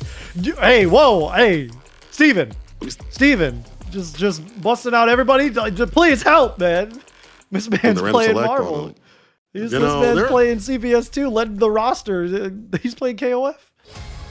It's crazy because, like, it's hard to keep up with a lot of characters, especially at, like, high level. You're top 48, so you got here because you're a good player. But we'll see if this works out. Yes, a ride or die with Sagat. It's a long road up. And so that everyone is here. Everyone is here, bro, for real, dog. I mean, for him to even, like, have the muscle memory or stay composed from going from character to character to character like that, like, going from one to another is rough. On the third one, looks like he's doing okay so far. Steven kind of holding his own, but it's still a little too early to check. Oh, nice check with that cross medium punch. Spent a lot of bar. Face up the drive reversal, the throw right after. Steven calls it out. She's not those throws, so drive reversal, one of her lower options that she doesn't have much in terms of, like, you know, defense. So she's going to call out a lot. I didn't see an anti-air from Steven. You're gonna have to be doing that. Oh, that's a painful Gladius right there. But look at this. Lazyboredom could go for a spin. No, he's just gonna abuse this humongous life lead. The punish counter is gonna do it. The perfect fight back, Steven. Some of the characters hard to rotate the tools to get the matchup knowledge. You know, air-to-air jump back. Lazyboredom understands how to deal with the jumping approaches. Now advancing, knockdown, drive rush heavy. So for the meaty knee, didn't get it. You know what? Maybe that's a setup. Hold up, or either that or he course corrected. Oh, man. That's a humongous bait. Tries to go for the level 2 out of that pressure, but Lazyboredom fighting basically 3 first-to-ones in a row and doing it 3-0 over Steven to continue on through our top 48 winners side. Lazyboredom. Yeah, not lazy when it comes at Marisa. I appreciate you, brother. And I appreciate these guys getting back into the set. NuckleDu versus KB. StarPlatinum KB. Oh, he took the costume off, bro. Mask off. Costume's off. Mask off. Yo, Laundry Guy, also thank you for the sub. Appreciate y'all pulling up. And then me, also pulling up. Thanks to me. Thank God for me. All right, NuckleDu on the mic. Still my guy. I mean, he's made that switch, and I feel like it's getting better and better for him. And thank God for Seth as well. Woo! For the sub. Thanks, guys. But you thank God for that slide in there too. StarPlatinum trying to keep up the agenda, trying to downplay Mai right now. Say this character ain't all that. Watch this, dude. Now we have to. By the way, Gino, thank you so much for the sub too as well. Or the donut, excuse me. That was 20 on there. Appreciate that. Okay, there we go. NuckleDu, does not complete the combo. Could have been more. Ooh. You know, Kevin told me something that NuckleDu always does. I can't remember what it was, bro. No. But I gotta be looking. Okay, let's okay. The eagle eyes, okay? Let's see what he's doing right now. Normal fan, the heavy kick. Try to get that space trap to happen. They'll get the block off just to get the little man out of the cage. Of course, dashing behind the OD fan, putting himself into that 50-50. But the level 1 on top of the cute guy is gonna keep him safe. Actually lets him walk out of that corner into the level 2 as well. Oh, that's a dangerous parry hold right there. Hot neutral jump. Doesn't catch a button though. was gonna say he was weathering the storm until he got hit with that crouching medium kick. Opened up. That was scary. Stopping that short with the short. Oh, the backdash, I like that. It does hit that heavy. We see that heavy kick a lot after like a fan toss. Charge up or not. So NuckleDu was gonna make him drop though. Level 3 incoming CA. Extra damage on the way, so scaling won't even matter. I think it would have mattered regardless, honestly. NuckleDu. I'm glad that he's getting better with this. Me too, man. Me too. I like. It's weird to say for sure because I love seeing NuckleDu winning, right? I love seeing NuckleDu succeed. So if this is the character journey that he wants to make, like I want it to go well for him, you know, because I want him to like continue to have that motivation to keep competing. If you're struggling on Guile, if you're struggling to compete, right? Like make the switch that you feel like you need to make, right? As long as it keeps you going. Yeah, it's not even about like her being like strong. It's more about that like he basically like bully style when it comes to his characters, and honestly, my strong or not is well suited to that. The fans disrupt the rhythm of the neutral. You got these heavy normals too as well. But Mr. DP, unfortunately, Star gonna get the side. That's a little OP drive rush overhead. Bison from above. Oh yeah, you are definitely dead. Level 1 might be the expenditure here if he needs it. He doesn't even need it. The mid-screen up ball to find the finish. Optimal stuff. StarPlatinum. Optimal stuff. Absolutely, man. StarPlatinum being very, very aggressive now. I mean, that jump in, no DP from NuckleDu too. Oh man, and those parry holds too. I think he's just like he was respecting the cute guy on the screen, and he just does not want to have to deal with that. The level 2 bringing him super far away. Oh, caught the early startup frames of that slide, but another jump in. I mean, basically died to the same thing twice. NuckleDu not having the anti-airs on deck as StarPlatinum tying up the score. Update from Cosmic RPG in the Twitch chat. Punk send Mikex to losers 3-2. Thank you for the update, as always. I appreciate that. I think the thing that's happening to Do is like, he's using the heavy kick a lot, and StarPlatinum is blowing it up with a jump, or he'll go for this, what I was about to say. Air, Blanka, ball. Those options are catching that button after like a fan. So like, that's been a good poke tool, but it's getting him in trouble though. Yeah, that up ball on hit, he was definitely not trying to take or let Do take advantage, right? So you're seeing StarPlatinum. I mean, there are some, okay, I had to say it because we were definitely trying to make notes of it in the first time that he was playing. Great up ball to break through that, but he definitely has some full send. I'm just gonna try to call it something out. Up back balls or dive balls, right? Like some of the time it's like, oh yeah, that was just like a nasty little throwback right there. But sometimes I got a bunch of guys to pay attention. It's a set. All right, yeah, maybe it has to be a little bit held back a little bit more because now NuckleDu's locking in. I still think that should be an option you can keep going for. Level 2 is gonna be popped here. Taking towards the corner, heavy lift off. The bucket chain high enough to land. I don't know what Do was doing. Maybe trying to jump out. Another one. Oh, had the son and the daughter. Yeah, the delayed drive rush low forward too. Definitely tricky for NuckleDu if he was trying to think of a throw or think of a mash there, but good stuff from StarPlatinum. Perfectly tying this up. Level 1. Like that faster expenditure. A lot more of these My players are starting to get into level 1. Immediately get these extensions, better fans. Hard knockdown. ODP on the wake up though, Star. Bust out to get the little bucket chan out. Hey, level 1's gonna help out. Oh, I thought he'd be further enough to get that to happen. My bad. Oh, big punish. Could have been a bigger punish, but it's all good. He's got the level 2 with the stock.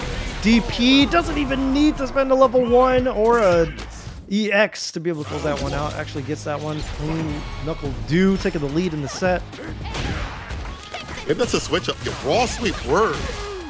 Maybe more level 1s a lot earlier here from NuckleDu just to get things going. He's already on game point. That might be the game plan he continuously goes for now. Don't fall these fans. The damage is racking up. Pitch goes for the throw that time. Sees that StarPlatinum is more than likely trying to respect that pressure, but actually gets that hit, brings Do to the corner. But a huge meter disadvantage, so he doesn't have the bandwidth to go for a 50-50 with the driver's cancel there. Oh, but he's going to spend on the up ball. Beat him up. Like medium kick going to be blown up with the ODP. Get some distance and Do back to the well. The fireballs holding pair to keep the drive gauge up. Yeah, even the normal fireballs are a problem. It does well to space out the jump. Set point for Do.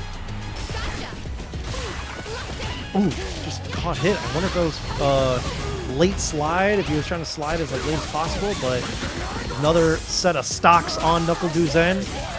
The Lightning Beast available. Both these guys in full resource mode. For Sun Spit. Do up in the corner.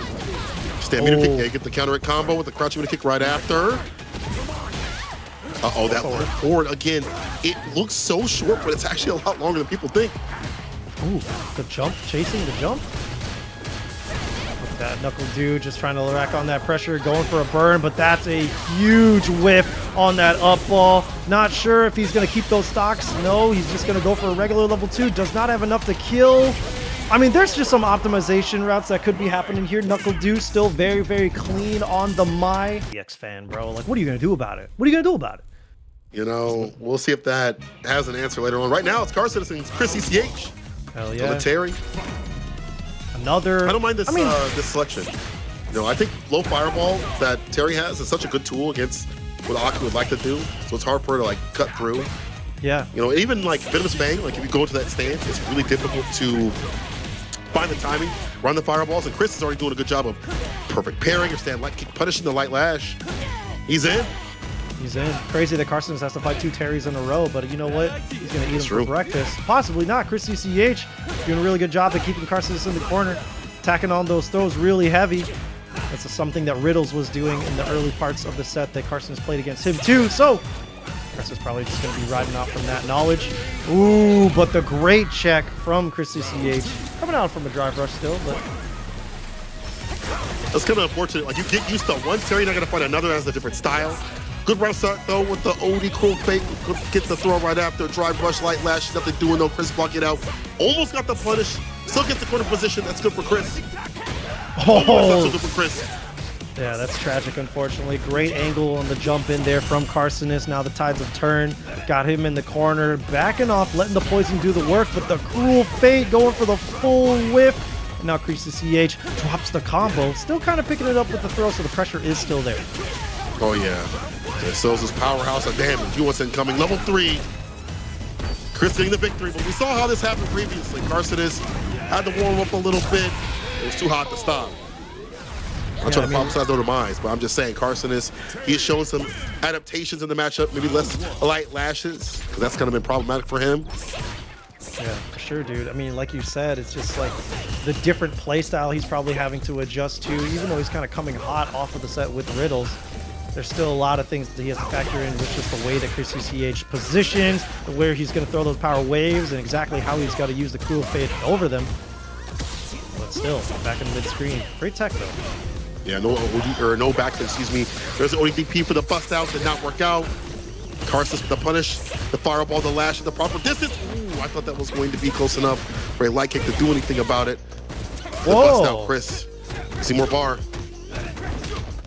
Yeah, just going to go for the full sequence here. Is he going to try to bust out here? Ooh, a little bit of a counter hit. Has to watch out for that DI. Raw is when it's really scary, but he's just going to end up recovering the float from the bubble. Unfortunately, could not let him connect what followed after with the lash, but still. Oh, that's a mighty big jump in there. Probably doesn't even need to spend the meter, but he's still going to do it. Oh, man. Are you okay? The Buster Wolf. Letting him take the lead. Huge lead in the set right now. Yeah, it's still massive. I mean, he's been able to read the light lashes more continuously. Like, that's going to be the thing you should be using in the corner. I think Kharsonist will adapt to. Pokes with a stand medium kick. The fireball backing up so he's not going to get jumped in on and go for the OD cruel fade. All right, let's make the most of his corner position. Staggers, trades. Stand light kick saves the day, though.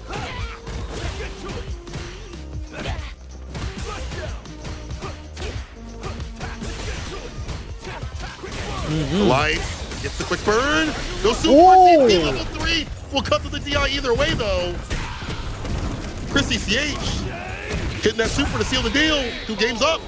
He was just like really comfortable just going for the jab. Like he definitely reacted, but he was like, I'm just gonna bust through. What are you gonna do about it? Like, and then routing into the level 3 possibly was gonna be happening no matter what. So ChrisCCH, big lead in the set right now, up 2-0, but this is exactly where Kharsonist was when he decided to make a comeback. Sometimes it takes a little bit of time to get those adaptations. Quick burn, drive rush throw, toss. Drive rush slow this time. Reversal buttons from Kharsonist. We're almost out of the corner. As I say that, we're right back in there. Coming toward the corner, successful. The backdash avoids a throw. Yeah, that was pretty clean. Good stuff. Good guess from Kharsonist there, just lacking on that pressure. But what an interrupt. What a check from ChrisCCH. Trying to go for the drive rush. Trade's not working out in his favor, and now he's got that anti-air. We're looking really low. Sun's getting really low on the drive bar for both of these guys right now. And Kharsonist just going to attack on that poison, let it do its work. Pops it. Going for another mix. Delayed off of the drive rush. Great stuff, Kharsonist. Is this the beginning of something beautiful? I feel like he got better in the matchup with Riddles when he was hiding the intention with the light lash and the fireballs. Like, I feel like that was kind of like the determiners to make it more consistent. We'll get the forward heavy kick on the meaty though. Empty nothing into jab. I was gonna go for the throw. Still finds conversions. Can't put up level 3, can he? I mean, it's hitting with everything he does. You know what? Here's the thing, Kharsonist. My bad. My mistake. I didn't think you were able to link into that. Wait. Okay, I'm sorry. I apologize. That time, my bad. I didn't even think he was going to route it into there, but I forgot that A.K.I and his optimization and Kharsonist at the helm is going to kill. The #1 perm on CFN gets the win. Is this the start of a route back, Seth? Yeah, I mean, hey, anything is possible, bro. We'll see. ChrisCCH spending a lot of meter. ChrisCCH spending a lot of meter to get him into the corner. Lay low off that attack.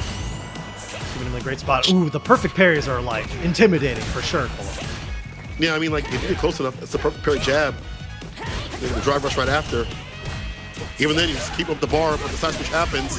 Buffer up the crouching medium punch. Chris has spent quite a bit, but a punch counter throw will kill. Didn't go for it. For parry.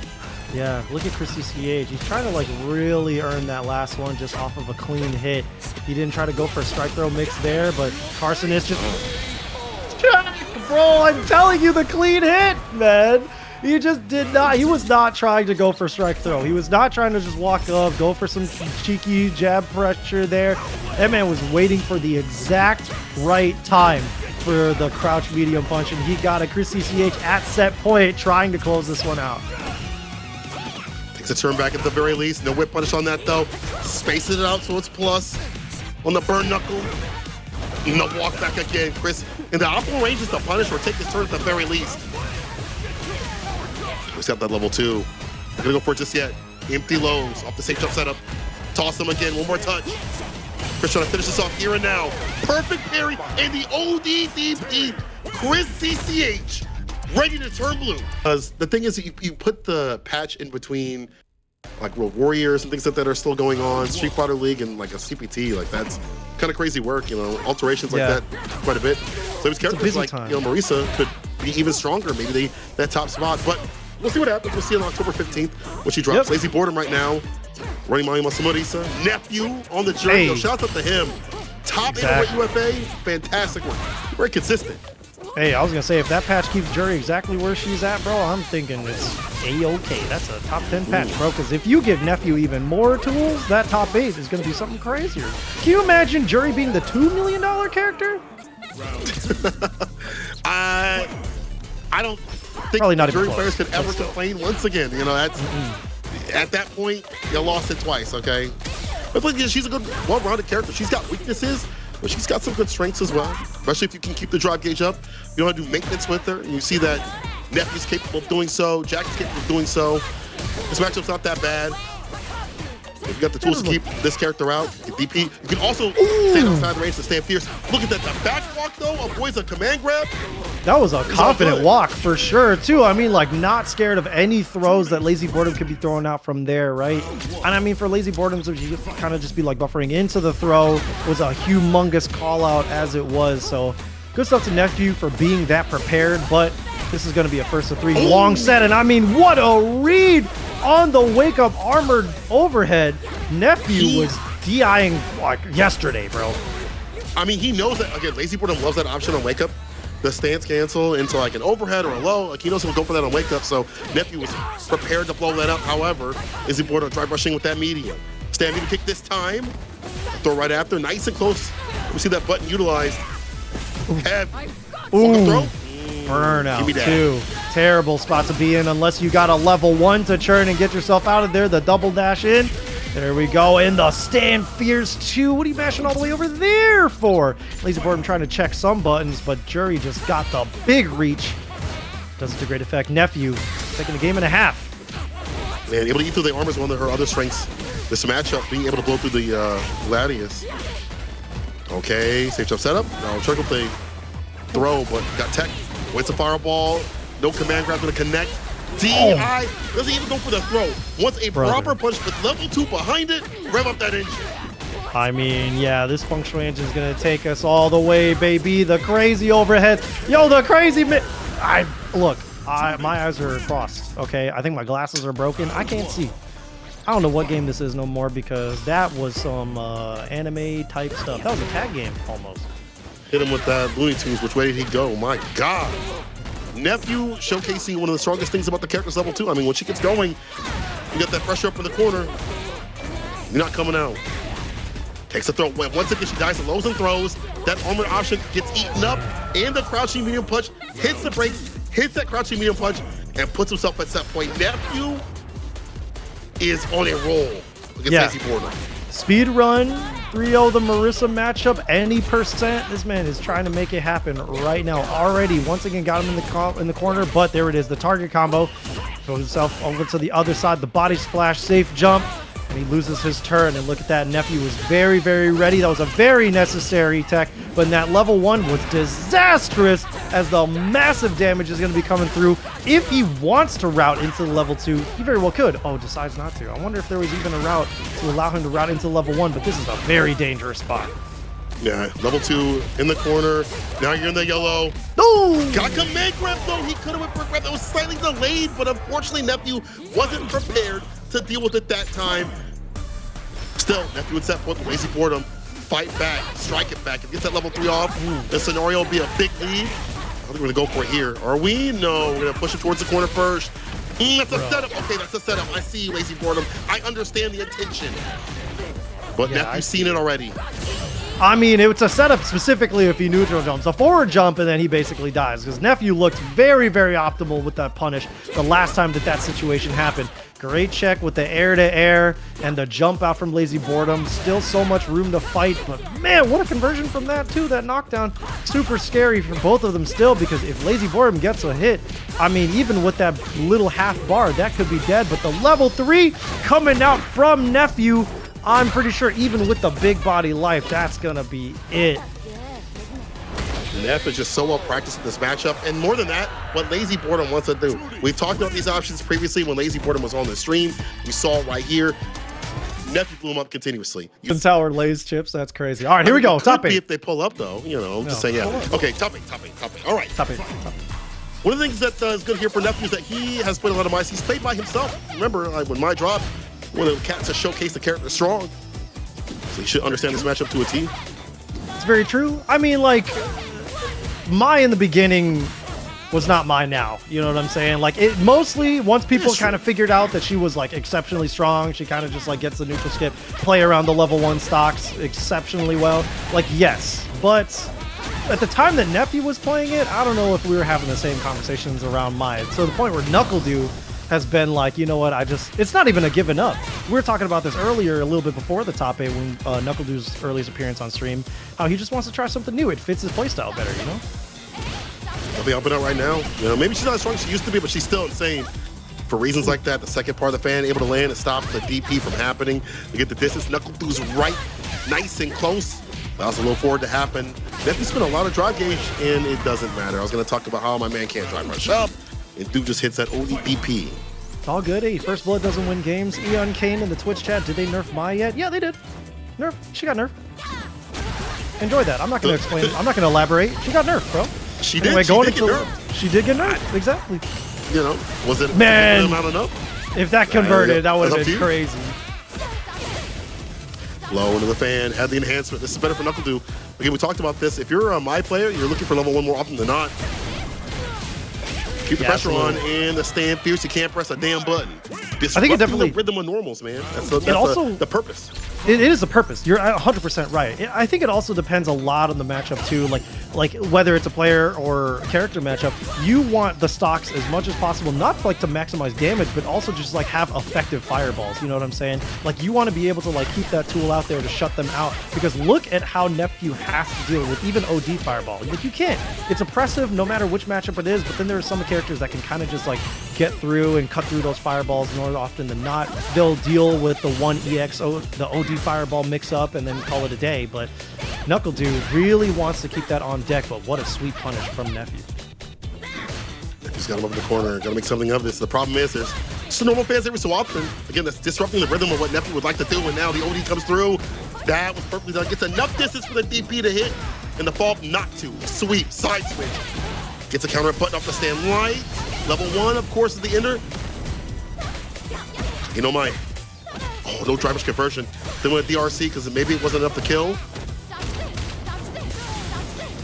Dodge this, can't dodge it that way. Oh man, Juri a little too thickums, ends up landing on the enhanced fan. And NuckleDu taking a game and a half. Good lead in the set so far. Oh, great whip punish. Stocks up the Fuajin right after. Toss him, drive rush, stand medium, hella plus. No bust up from NuckleDu just yet. He's for Fierce. Look at his positioning right now.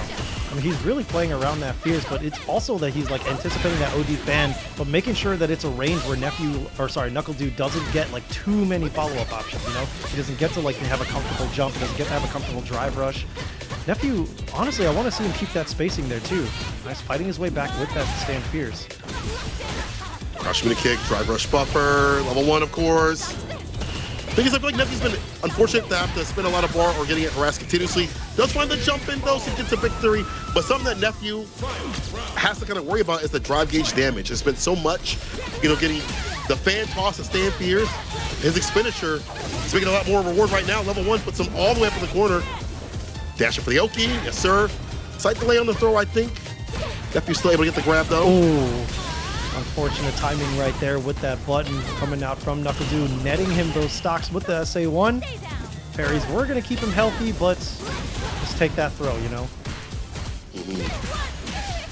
The crouching medium kick right after the level 3. A lot of bar spinning, but you know what? Get yourself back in the green. He built that bar just in time. He let that light Tensenrin rip and then just barely built it, but unfortunately you should have cleaned up the situation afterward. Ryuenbu going into the CA, and that is 100% the dead Juri. Shoot back home. Yeesh. NuckleDu again with the even the normal fireballs are such a detriment. If you put somebody as like good fireball pressure, understanding his zoning just in general, with these sorts of normals, these fans, and the OD as well, it's a dangerous time. The anti, of course, is there. They'll do spacing out very well. You'll typically see most of my players have this sort of pressure, this sort of zoning, but I mean, this man has melded in the Guile work, right? Like he's been understanding how to zone since Street Fighter 4. True. And I mean, he's kind of got the same answers to a lot of those situations. Tossing out that fireball, you know, having the DPs on deck is kind of a tried and true Street Fighter staple, but it's working to great effect against Nephew. Nephew's really struggling to deal with those fans. Even though having him in the corner, the mash out from NuckleDu just never really being in a bad spot, forced to spend that level 1 just to bring him all the way back there. Good choice though. You know, you have him up in the corner, just have to make more magic of this happening. It's stand Fierce, slams, level 1 is the ender. NuckleDu now with the enhanced fans, and just even more lockdown right after. More plus frames, hits that raw, the perfect parry, the walk-up throw, the lockdown. Jail no bail, set point for NuckleDu. I want to see if Nephew is willing to use OD Fireball as an option against a fan approaching. You know, if he's willing to build enough space, or if he's able to build enough space, just to see if that's going to like stop NuckleDu's approach, or it's just something to bypass the fans. I wonder if that's going to be a tool that Nephew thinks about in his long road for the comeback, because this is set point for NuckleDu right now. Man, yeah, unfortunate. As you said, the strength of the fans right there. No punish on that. No big deal though. Driver's throw. I feel like Nephew, his character has so many tools up in the corner, they're not being utilized. This one will though. Counterpoke's a counterpoke. Level 1, that should kill it. Yeah, skip the cutscene, being courteous, because that's just a nice soul, but also saving the bar for the next round. Nephew just trying to make sure he has as many resources as possible to stage this comeback. Neutral jump, oh, but what a whiff punish. Setting up the situation very well. There's the fireball you mentioned. Not the OD, though, is using that to walk NuckleDu towards the corner. Stand medium, walks back. No counter off that jab, though, so no counter combo. And a crouching mini kick and a drive rush.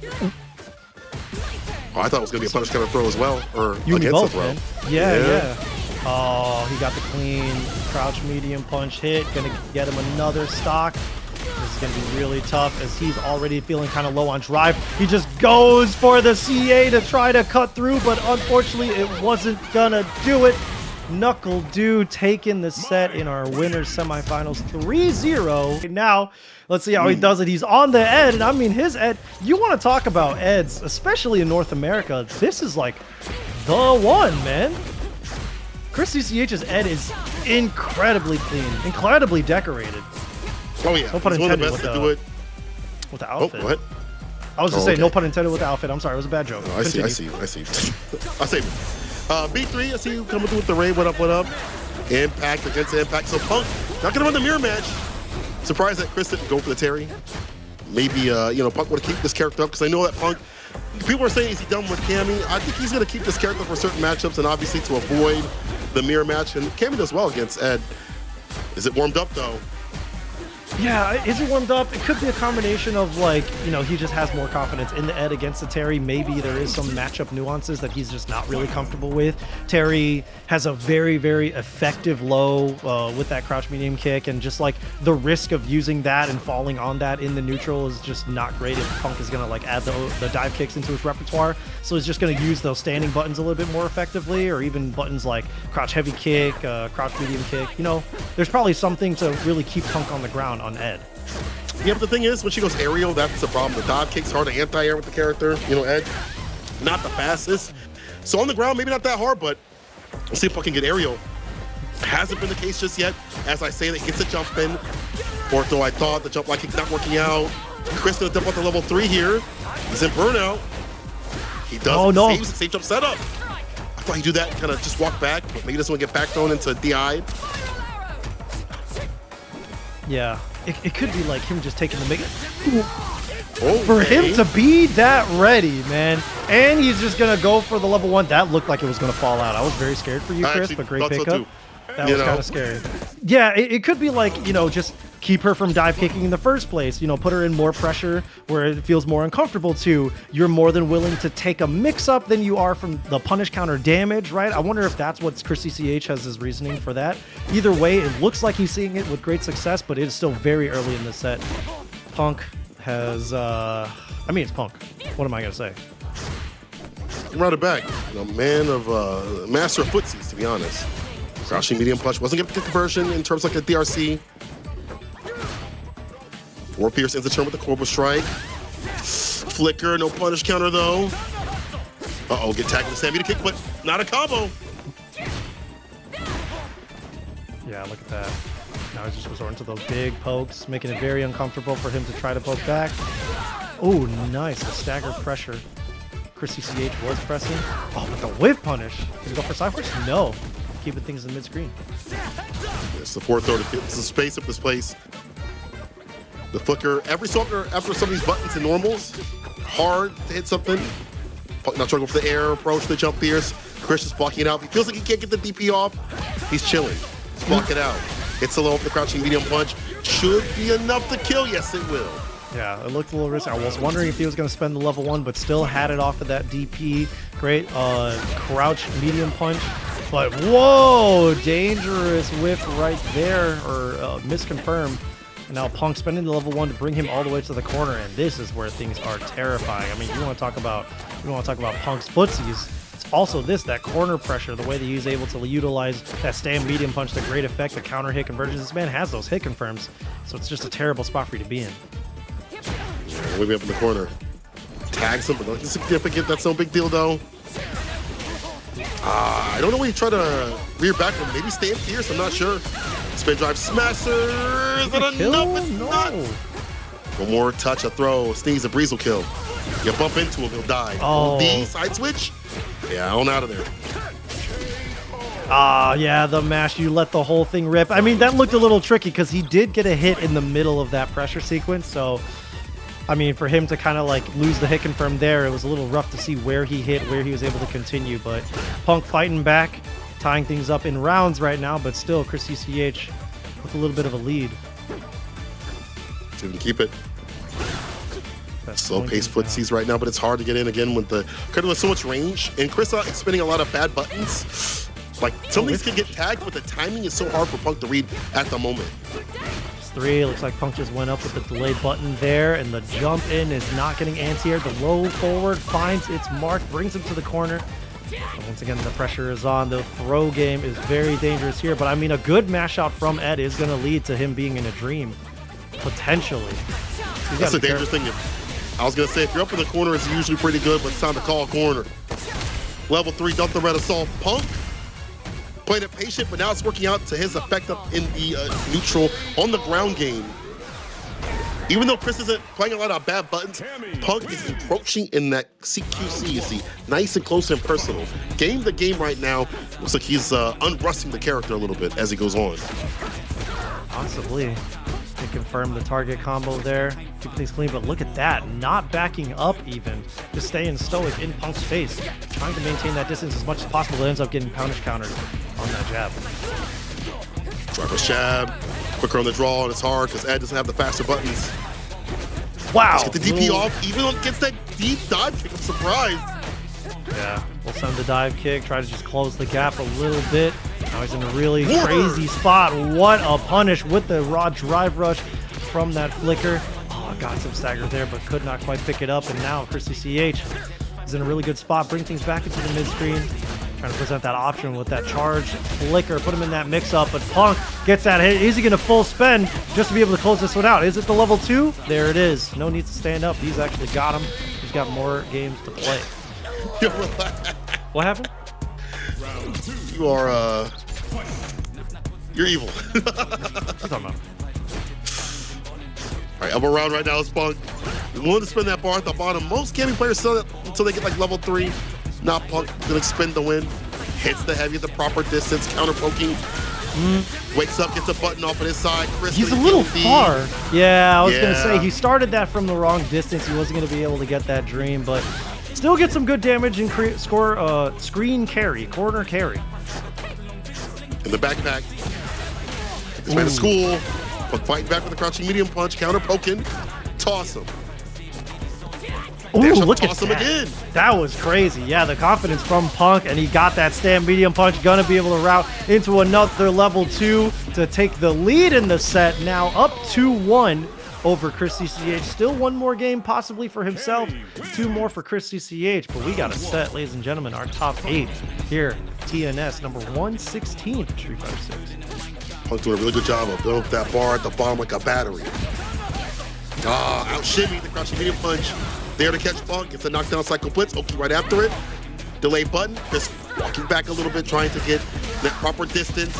Yo, Boston BlueBit. Hope you guys were enjoying the show. Whatever you guys were happening over there. Welcome to the TNS Street Fighter 6 Wednesday.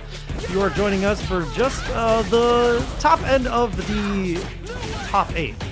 I should say. So welcome to everybody. Welcome to Boston BlueBiters. Yo. Go for level 1. Here we go. Pulls that one out. Uriel with the sub. Thank you very much. ChrisCCH trying to tie this one up.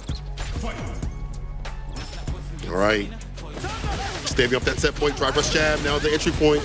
Haven't seen that a lot from ChrisCCH. He's been trying to be pretty neutral with the buttons without drive rushing. Now going green. That could have been really bad on that with throw there, but great check from ChrisCCH. Punk trying to keep things short and ends up paying the price for it, but he's still in a good position. You cannot be in that position to be taking those stand pierces like that. That could have been very dangerous. Still, Punk is building up resources, and once again, he won't be shy about using them if he needs to. And Chris at the proper distance. We talked about how hard it is to jump in on this character, but Chris is saying that proper range to get that DP off. So where it may be, my man is ready. Tags him, Punk fighting back towards the corner with the spiral arrow. The jump back fade away, the layup. Wow. Is such a great tool in the clutch for Ed and ChrisCCH, busting it out when he needed to.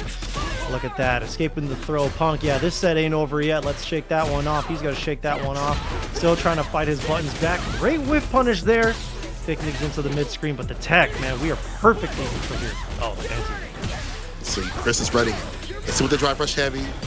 DP ender, put him up in the corner. TK, dive kick, blowing up the throw. Not getting too much off of it, though. Not getting a back throw opportunity. Want to switch positions, and Chris knew exactly what he wanted to do.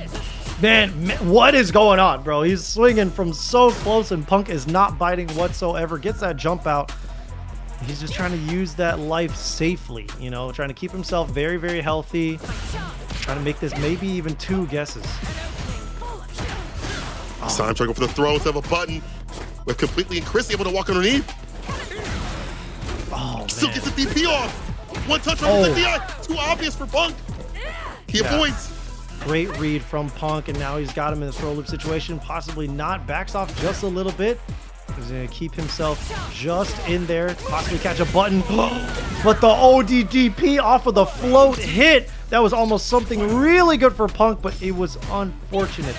ChrisCCH now at set point. Look at that stacker pressure, laying it on thick. And as Chris gets pushed towards the corner, it still could be bad for Punk. Again, them dreamy combos need that space. And guess what? Being put up in the corner could lead to that. Punk gotta be careful. The anti with the DP. Once again, Chris has the proper spacing and timing to do so. Yeah, look at this. Okay, the air to air. Gonna let him go into the corner route for the level 2. Big joke. That's so damaging. Big Yo, damage. quite a bit of bleed. He's not dead. He got the micro walk! It's still not enough to kill. He had level 2, but I don't think there was a route from the level 2 to be able to kill, but this is still such a bad spot. Yo, that fadeaway looked so scary. Punk still has the life to be able to fight back, but the sweep in the burnout, man, it's so ambiguous as to whether or not you want to take that punish just because of the spacing trap. I don't know. It looks like Punk is in such a bad spot, and he was as ChrisCCH meets him in the air. Cammy completely shut down in the skies. ChrisCCH taking that set in a very, very close, very nail-biting 3-2. Together, we're going to get together for this next set in our top 8. We're pivoting it over into the loser side. Fierce versus Kharsonist. Glad to see Fierce still alive in this bracket, making the top 8 here. Kharsonist as well. You're in our losers quarterfinal? That's right. So we're in quarterfinal. Hey. Wait, so we're in our top 6? No? That's not how brackets work. Whatever. Anyway, let's get back to the match. Gets a side switch, and it's looking bad, but now it's looking real bad from the other side of things because Kim, locking defense, will get that back thrown between the string, though. Arc step, command grab, he's going to drop. Plus, as hell, off that heavy kick. Kharsonist trying to find maybe a time to perfect parry or even tap parry. He's getting tossed like yesterday's trash. Oh my god. Oitatsu in the super, the catch him. That is actually insane. He went for OD Tatsu, which is great for Fierce because he's usually good about anti-air. But to spin the level 2 also to get through, that was really good stuff. Fierce, well calculated. Yeah, that was incredible. I mean, like, Fierce and Kimberly, too. I mean, I feel like some of the conversation around Kimberly has been getting a little hot and heavy lately. This character has been making waves, and I wonder if Fierce is the proponent of it, because I don't think this character is like that ignorant, but Fierce, when you see this character making moves, oh, but that is not a move to be making right there. Kharsonist is going to maximize that punish, bring things back into the mid-screen, let that poison do its work, slowly push you into that corner and make things a hell for you. But, oh, the overhand, oh my god, oh my god. Blessing from above, christening that cranium, poking that big-ass forehead. And tying things up. Kharsonist spinning every bit of bar to take it to the final round. But Fierce has got some bar to play with. You know, level 2 on his side of things if he needs sort of defense, or level 3 if he wants to get that party going. That buff up his speed and health, or damage, excuse me. Less help on your side, depending on what hits. Yeah, we'll see, we'll see. I mean, 3 bars for Fierce still.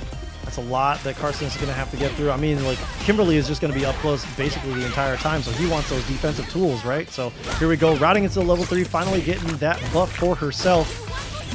There we go. Let's see what the Oki is here. What's the guess? Because that could be really bad. She still has a spray can too. That's true. It's the heavy. They get that counter hit combo. OD off the backboard. Tatsu. Ooh, that was the throw. Reversal blows it up though. Back that ass up. The impact. Where he gets that. Late stand medium. It's it with the light flash follow up. Well, now this is doable. Fairness of burnout. Oh, the mash out. There it is. I mean, you definitely could not be autopiloting something there. Fierce was going to escape no matter what.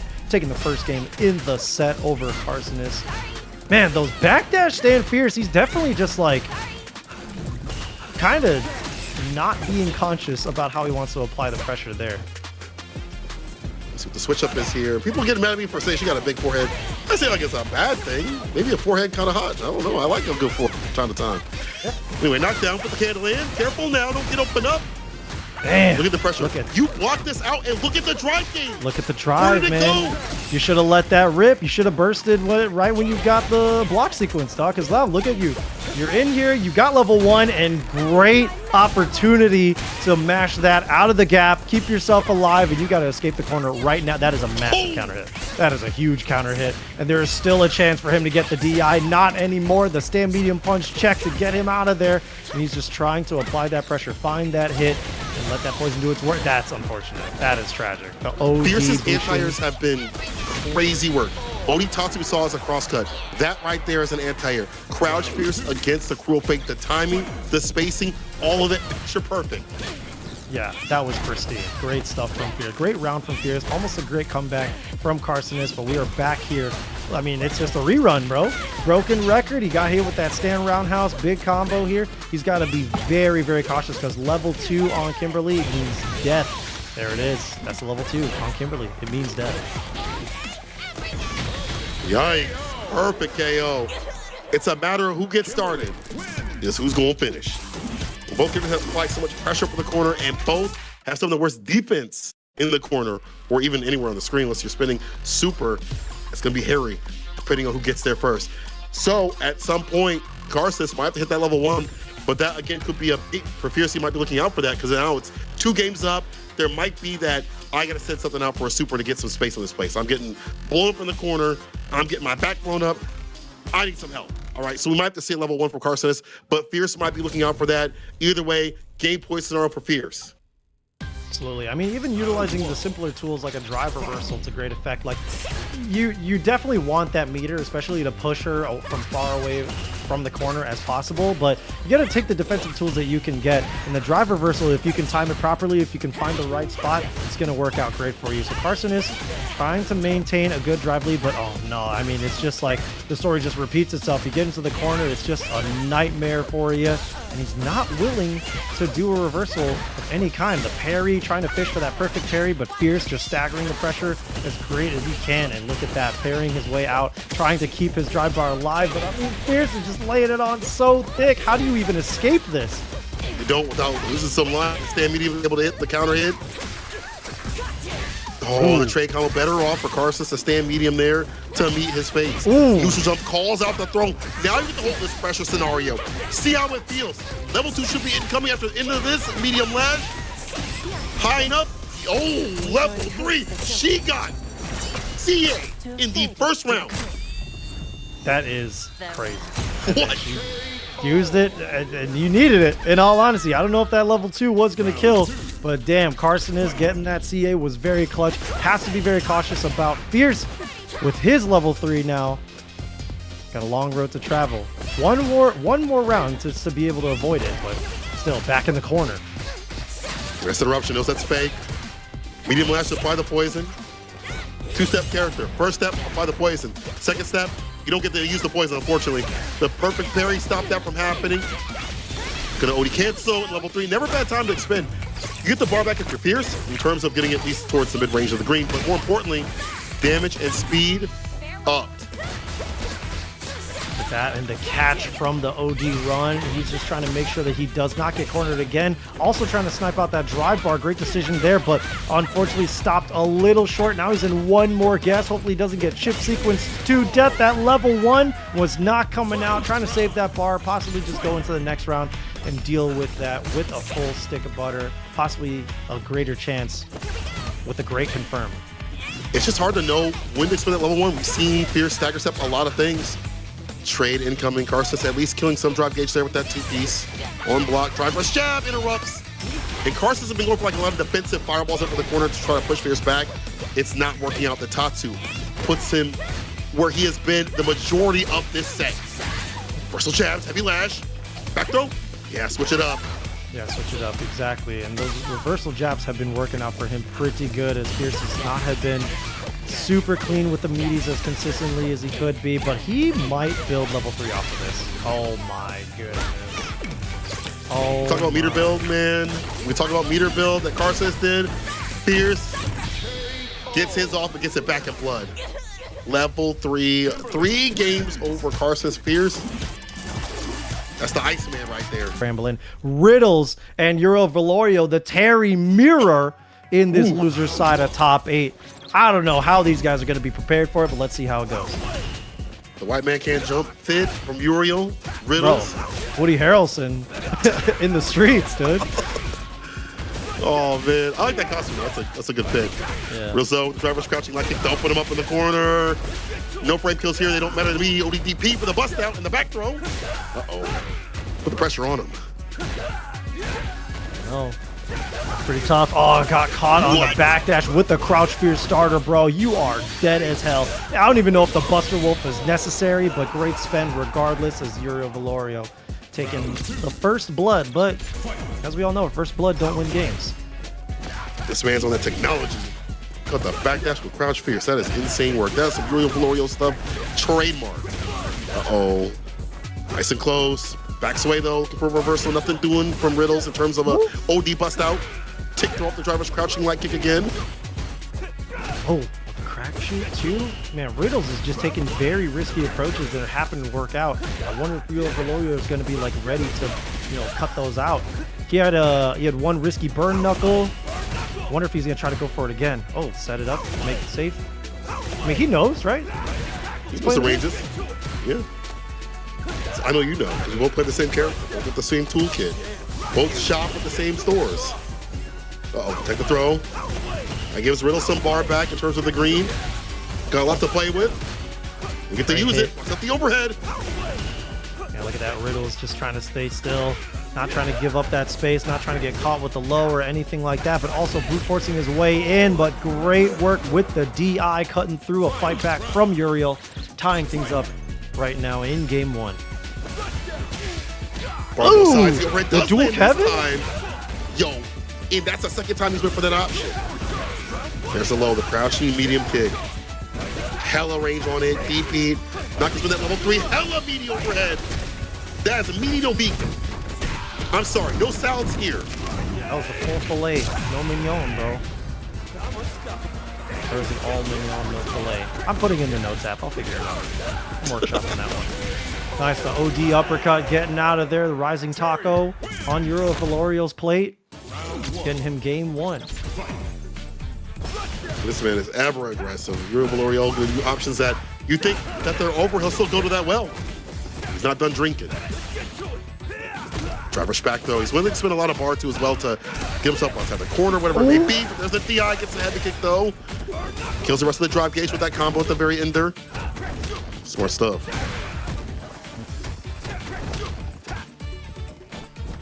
The burnout navigating it pretty good, but tried to cut through with the 3 jabs, but still gonna take that stun. And Riddles has more than enough meter. He's gonna build a level 2 off of this as well. He's just got the resources, gonna spend that power geyser for sure. Riddles trying to tie things up right now. Yeah, they're doing a good job so far. The fireball stops the burn knuckle. Perfect parry gets the crack shoot right over. Was perfectly done. I like the range, I like the spacing, the timing, the understays. Like, damn, I play this character. I should know. Trade. Buffer with the crouching medium punch. Riddles in full control. KUSKO got him in the corner with the throw loops, catching the backdash yet again. Uriel, possibly even Riddles, just taking very risky options to escape the throw mix-up. But he's got to spend all 3 bars in order to cash this one out and kill him here. That was close for a second. I was a little scared. But here's Valorio fighting back. Right. Lead. Game's up. Davius. Oh, the whip punish against the crouching medium kick. Quick burn, you're nice and close. He goes for the medium. Yo? Actually hit him raw. No anti-air though. I thought he backed up with that DP. Wasn't able to get it off. Crack shoe. Quick burn for the Oki. Takes the throw. Showing a brain zone. But the second one, we crack over that. Yeah, great decision making from Uriel Valorio. Just cut over that fireball, blocking things out. Man, Uriel's defense has been so good outside of the corner. His mid-screen presence is incredibly strong. Great anti-air, but the OD DP to strike right back, and he's got to just immediately send it into the level 3, into the CA, just to be able to burn him out and bring him somewhat closer to a terrible spot. He's got the bar. He could. Oh, this could be bad. Oh yeah, you can press the issue right here. The DI immediately, and that leads to death. Riddles putting a game on the board finally. And no reaction from Uriel, no super in that scenario. All even so far. What a check. But it looked like to be an overhead. He went for it again. Riddles said no more. Not again, not me. Won't be me. I'm over this, bro. That kind of just maintained that distance. Oh, but that was a...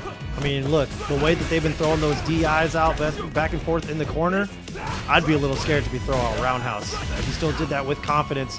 Still on the offensive, just trying to snipe out each other's life bar, or drive bar. Or their buttons. Look at that. Sniped off the heavy kick. So his rest of the bar gets a fireball. He's in burnout. Get some space though. Brother is fighting like he got a full bar in his tank. Burn Knuckle. He did the boost. Dry brush burn knuckle or brown star burn knuckle. Yeah, he tried it too. Pretty strong. Oh man, but those OD, look man, it's just like not trying to let the other one take that momentum. Great anti-air on the neutral jump from Riddles, and look at this. He is running wild, man. The power geyser, extra spend, the extra sauce. He is going crazy right now. Now leading the set 2-1. Understanding like what Uriel wants to do. Brother. He's being a little more braver on the bar usage as well, but that's a clean backdash to avoid the knuckle. Reverse throw, that puts him in burnout. Oh, he's trying to rob him with the crack shoot that goes against like a throw. It's like extra damage, extra follow-up.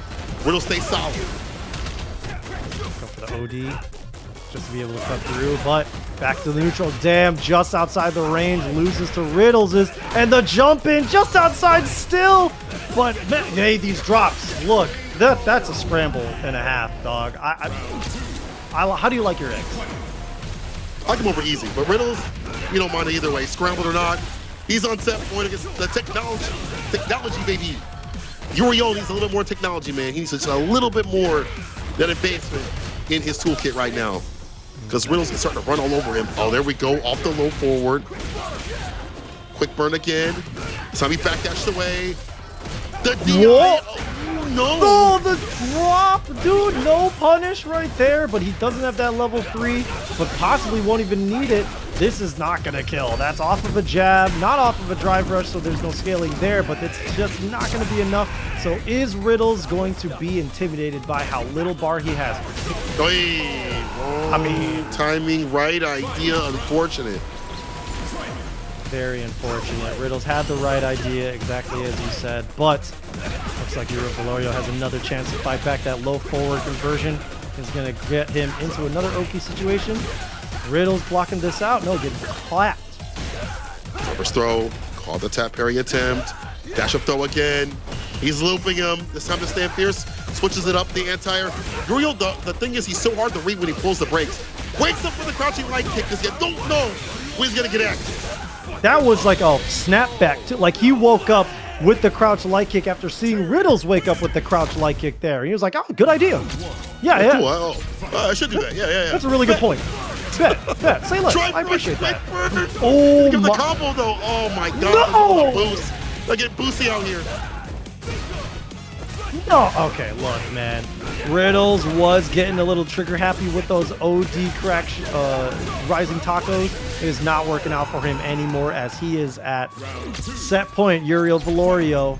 Riddles gotta fight back. Gotta survive in here. Trying to find an opening, the fireball. Takes care of the bird knuckle. They both share a brain cell. Caught him on the counter it though. Didn't wait long enough to block it out. Uh-oh. Big punish coming in. Incoming.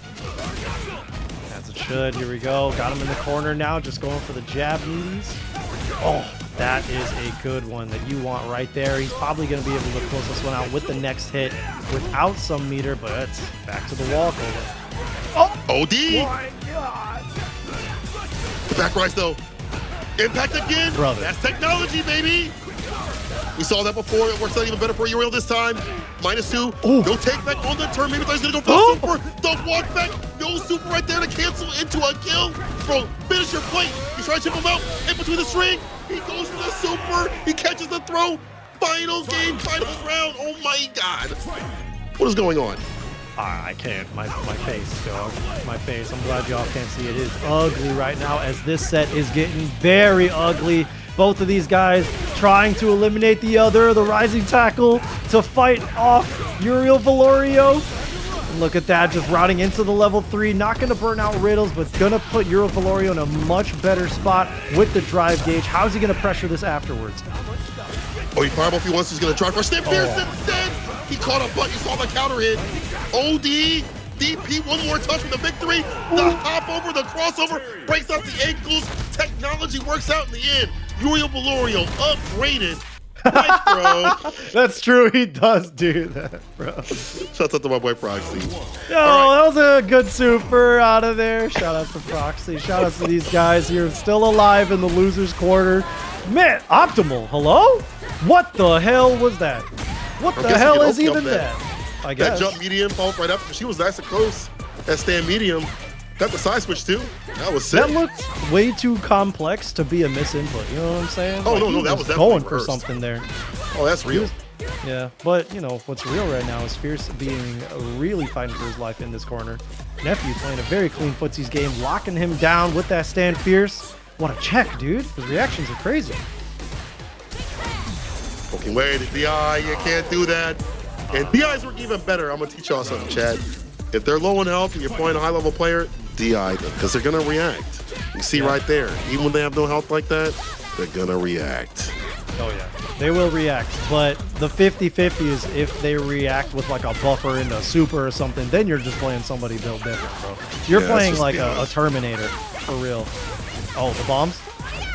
Jeez. Oh, the drop. The vagabond. I don't even know if it mattered, man. Like, you're just in the 50-50 afterward? Oh, God. Too far out, though. Nephew, low in health. Bogard trying to go for the overhead. Maybe try to go for, like, another DRC cancel with a super after that. I don't know if it would have been enough, but still. Does have level 3. Looked like a delayed mash from Fierce, too, so trying to cover some options if he was just going to strike with a low or whatever it may have been. So good stuff from Fierce for staying alive, tying this up. Spending level 1 Nephew just to be able to get him into that corner. Yeah, the aerial approach is going to be a little bit harder if you're Fierce to jump in on. He's trying to go for this slide. He reacted to the slide. That was crazy, man. Plus, stay Fierce, run cancel.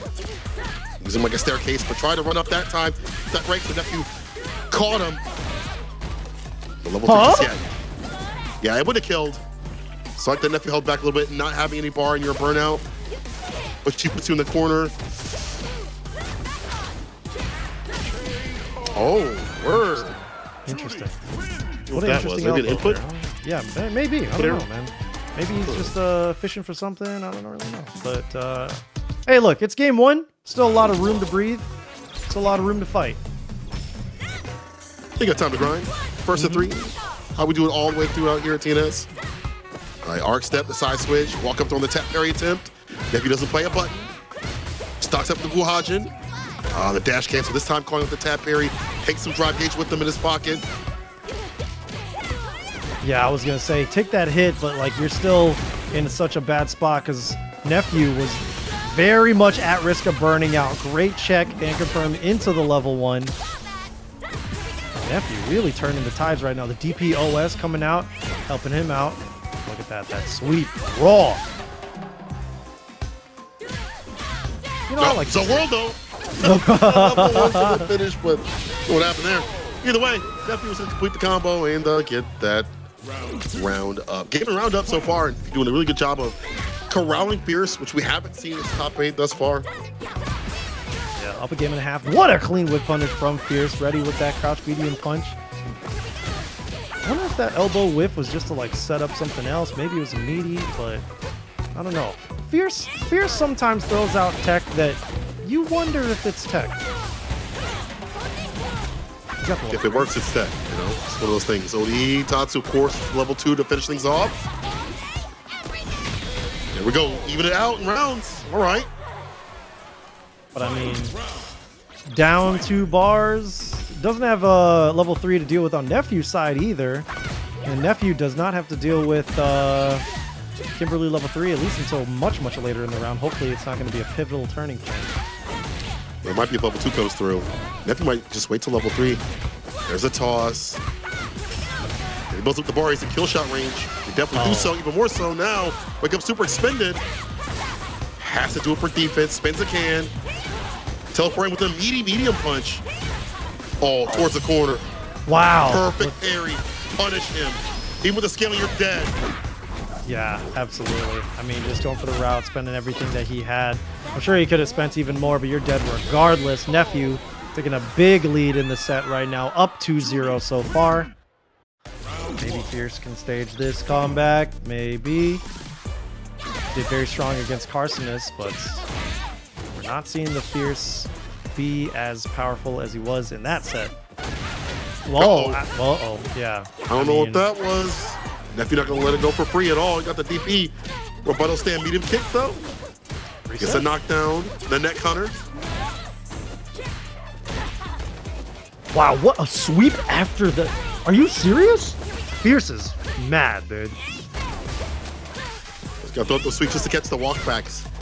Especially if they play each other a lot, they know the tendency, so it works out to me. I feel like it's like I played you before. I know what you want to do in these scenarios. Whatever it takes. Run on the board, stay with that set point. Go with punish. Oh, man, you know he wanted it too. All right. Oh, no elbow drop. Could have led to something, but still getting that hit regardless.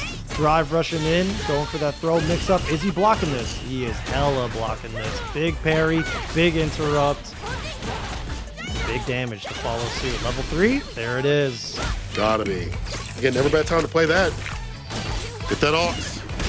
Get that speed and power all buffed up. That means the interaction in the corner get way less. It actually could just be one, to be honest. Reverse throw. Trying for another one. Take throws. Is tossed away. The tech is there. Commits to the bit. Kimberly. All right, Fierce. Got a game. I want to see more, though. Won 2 rounds in a row the same way with that command grab, right? So we're going to see if Nephew is going to respect that option a little bit more. What he's going to do to try to answer that once she does a leap. Locks up with the Guajin. I'm doing something. I don't know if he was trying to go for a button or wake up or not. That is so good. It's good to bounce. They try to jump out, it looked like. They're getting the follow-up in the Guajin. Check once again on that drive rush. Big route, big bait. Loses the can, but still gets some damage. Brings him over to the corner as well. And a safe jump. Ends up on the other side. Oh, no. Bam! He's looking for. The can was there on purpose. A landmine. You're not fine. Explosion. Oh. Yo, Fierce disrupting the neutral with the cans. That's a Matsu type B. I see you.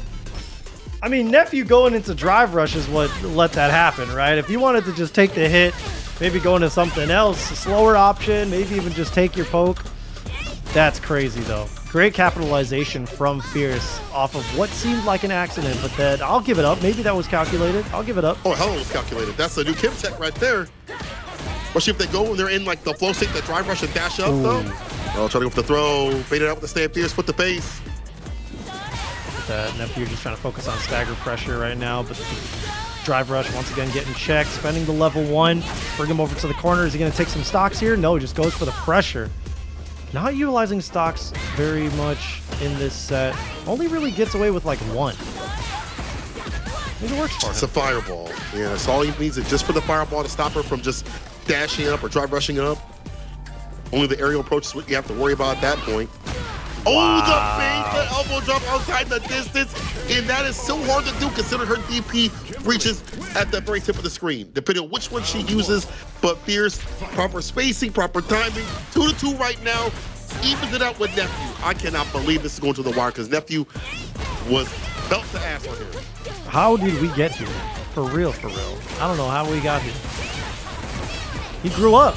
He said, I'm a grown man now. You ain't gonna touch me like that. Pause. I'm sorry. Huh? Anyway, here we go. Big punish counter with the stand Fierce. Trying to pick that up. The meaty once again. Okay, ODDP. The bust out puts him right back up in the corner. And burnout long as Nephew can keep him here. The A.O.K. Two-piece confirmed into the super. All right, now. A lot of risk, but hey, that finds rewards because like if there was a back throw, yeah, dangerous. However, Nephew gets what he needs, gets the super, seals it, set point for him. We'll see if it's enough too. Fierce looking a little close to those 3 bars. Might turn into something crazy, but what a crazy perfect parry coming out from Nephew. Really trying to take things far, and here we go. Is he going to spend that can? More than likely, yeah, just to be able to build that space. Doesn't go for another can obtain. Nice a throw. Careful that stand medium kick. One with better buttons. For best buttons, honestly. Oh, yeah. No, great. How many times have we seen Fierce go into like button into like run cancel and Nephew blow it up? Fierce uses it as a bait in this long set. The ODDP connects, however, my man isn't burnout. Yeah, look at that. Once again, the bait with the interrupt. I mean, he's just taking full advantage of Nephew's reflexes, of Nephew's willingness to just bust out of the pressure. And now we are at final game, final round between these two. Right, Fierce. Oh, Running things back. He's going to get punished, though. -6. The stand medium. Nephew activates. And even though this doesn't do like a ton of damage, it puts him in the corner. And Fierce, he's getting harassed continuously. Nephew builds up the bar back as well. Almost in full green. yeah, it's the not necessarily the damage, it's just the ability to like tack on that pressure and bring him to this. Look how we got here. That feng shui engine was going in overdrive. He hit the nitrous on that as Fierce is basically one more touch. Tried to go for another bait there, but Nephew's not biting. Now he definitely has to earn this one. Ooh, tried to go for that fadeaway. You saw that? Yeah. Like say Fierce worked up in the corner. Vagabond 2 punishable, and Nephew will take care of that cleanly. 3-2. That was a close match, so I gotta give it up to Fierce, man. He took it to the wire. Street Fighter Tekken, though, that game was rocking, though. You know, after the 2013 patch, it was ugly too, but it was sick. All right, cut his mic, cut his mic. Cut his TV off. That's crazy, man. Let's cut this back on, though. Here we go. Uriel Valorio versus Punk in our losers quarterfinal. Anybody surprised to see Punk over in the losers? Better know how he got here. Uriel Valorio going crazy with the Terry right now. He's doing a good job so far. You know, the way he was able to run it back in the mirror match. This is Punk. This is Cammy. Ah, yeah, fast fireball. Catching him from coming in. Punk with the lead so far. Uriel trying to take it back, but no gap. Thread the needle. Damn! Routing. That was sick. With the spin knuckle in the middle. Let's go, Punk. Some pretty solid combos for a high master. This Punk guy's pretty good, man. That'd be pretty good. Who's like, is he on like PS5 or something? Like, what's going on here? I don't know. I mean, he very well could be on PS5 just to be able to like practice for tournaments and stuff. It's tournament season, you know? I wouldn't be surprised, but I am surprised that Uriel Valorio's got him in the corner this deep. Trying to bait something out there with that crouch fierce yet again. Okay. Maintaining the pokes, maintaining the distance, and that punish counter on the dive kick is huge. Gotta be wary about an OD rising tackle. Uriel Valorio is more than willing to do it. He's got the life. It's a resource. Okay, eat this throw. That's why you see Uriel. Yeah, I want to say that crouch unit kick, the economy of that will be spent a little bit less. A little bit less. For sure, man. Just the threat of Punk's distance with those dive kicks. Unless it's used like that as a whiff punish tool. Incredibly clean Uriel Valorio. Closing that round out. Very patiently, too. Uh-oh. Brought to too much. There's a fireball holding parry. Burn knuckle, drive rush throw right after. What's the defense like up from the corner? We're blocking out that stand fierce, but as we do so, at drive gauge, forcing out a tap parry attempt. But Punk's not doing too bad in terms of like the drive gauge department. It's the health I'm worried about. But for TK, I think he actually recovered in time. He's chilling, he's cooling.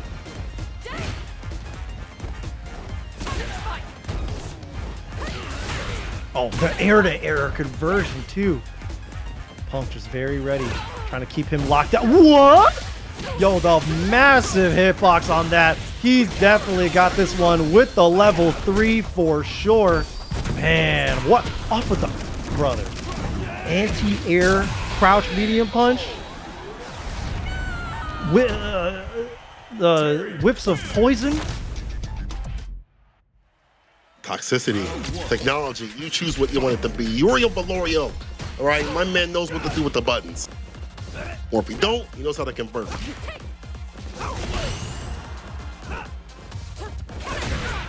The dive kick's able to hit the stand medium. That's such a good bumper tool. Punk try to blow it up, and the other buttons. Damn, damn, damn. DP Ender. To counter it. Off the jab, get that further conversion. Like his buttons are good. His reward is really good too as well. It's just, can Punk take that access away though?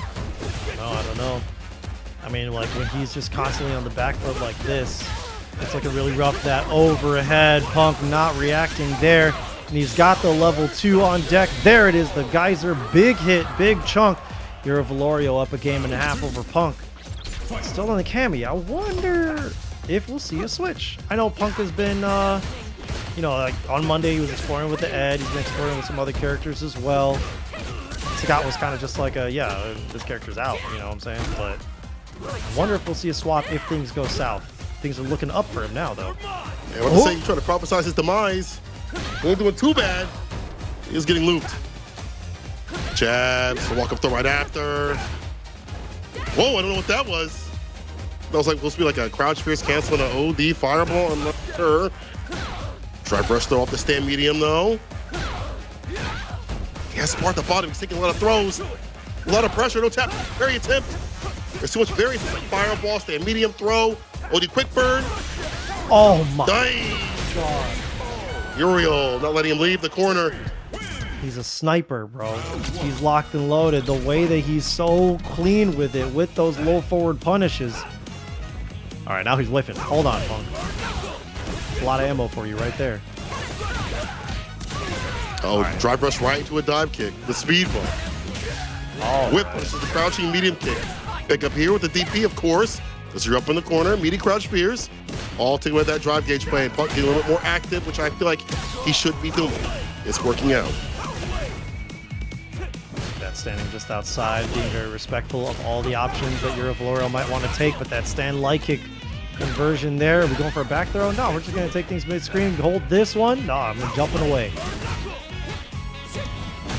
Turn back, punish with the sweep, the hard knockdown, bait out the ODDP, drive rush to get extra hit advantage. Oh, it's victory. No bar at the bottom, need to be spent, no spin drive smasher, no level 2, none of that. Smart stuff, Punk, stay the offset point. Did the quick maps, he was ready, knowing that he didn't need the super to do it. Oh, punish counter sweep too, could have been something crazy, but Punk still taking full advantage with that throw as well. Slowly whitting them down, and the button choices are looking much better here from Punk. He's able to avoid those. Never mind, just actually ends up dashing into the stand medium punch. Oh, done again. Meaty cross fierce this time goes for the button, burns him out. Less to worry about from Uriel. Oh, wake up, lockdown. Oh yeah, you don't have the facilities for that one, big man. Is that? Level 3 about to land. Yeah, it is. All right, my bad. Excuse me. Yeah. My fault. Oh, good heavens. Cammy. Oh, good heavens. Oh, good heavens. She British. She was saying that, right? Oh, yeah. I don't think so. I don't think oh, good heavens. Oh, maybe it is. Maybe that is a British thing. Oh, I wouldn't know. I'm not over there. I don't know. We're over here, baby. I'm asking for a bottle of water. Like a normal human being, right? Like, someone from the land of burger bucks. Yeah. Goddamn right, baby. With vegetables on our hot dogs, brother. Yes, sir. God intended. Hold on, bro. It's kind of not a good time to be. Yeah, that's not that accent. Punk, once again, drive rushing into that dive kick and playing very patient. Look at how he backs off and just trying to make sure that it's a very clean hit to be able to take that. Trying to tie this up in games. Punk looking much better in terms of the adjustments, the button choices, the spacing. Things are looking cleaner. Dive kicks. Yeah, I feel like it's just like him holding a little bit in terms of like a holding his ground when he needs to with the dive kicks as well. You know, being able to vary up his approach and oppression, and then baiting up what Uriel wants to do on Wake Up. Then setting up for this charge up DP level 3, getting my bar back, return it back to green as much as possible. But more importantly, put Uriel Valorio on life support. My man is in hospice. Next hit, don't miss, it'll be death. One more touch. Ooh, oh, that was so dangerous. That was so scary, but Punk was quick-witted. He was ready to stay in roundhouse firing back, and now we are in game 5. Uriel Valorio losing the lead. And now Punk is just running with it, running wild, running miles. Rubber Stamp Pierce delays it just a little bit. Doesn't matter though. Uriel only blocking out is his only defensive choice. Now reversal crouching medium kick. Gets a side switch off the. Oh, never mind. I don't know what that button is or what's going on. That crouch pierce has now bit him in the ass this time. One more touch. Oh yeah, super duper plus, and look at that, the clean one. He's got the meaty, but ends up backing off. Punk trying to get that whip punish. Yo, look at that. I mean, what are you gonna do? You gonna walk away? Deal with this. The crouching light kick won't let you. Sticky with it. Punk on set point. What a reverse. Yeah, it was a sweep, wasn't it? Because it was basically 2-up, wasn't it? It was. Oh. It was 2-up, 2-zip. 2 with the big donut, and look at that, the burn knuckle, big meaty there. Brother, the back-to-back? Insane. Gets the VP off in time. Turn within the storm. Except for the throw. Drive rush overhead. Go for level 3 here. I mean, if you feel like you need to, you had basically one throw, like one more guess, I would want to say. So if you feel confident that you don't need that level 3, you had a massive life lead too. So you're a Valorio, you're in final game, final round, you do have a chance. Hope you're okay doing it without those resources. Drive rush, quick burn. Once again. I see Lucy Boosie special, man. One of our spent with the drive rush stand fierce. Uriel has to back off. That's when he back thrown in burnout. Cooked up. Burn knuckle, take back the turn with the walk up throw. I like that from Punk. Can't push, I'll get my grip on. Anti-air.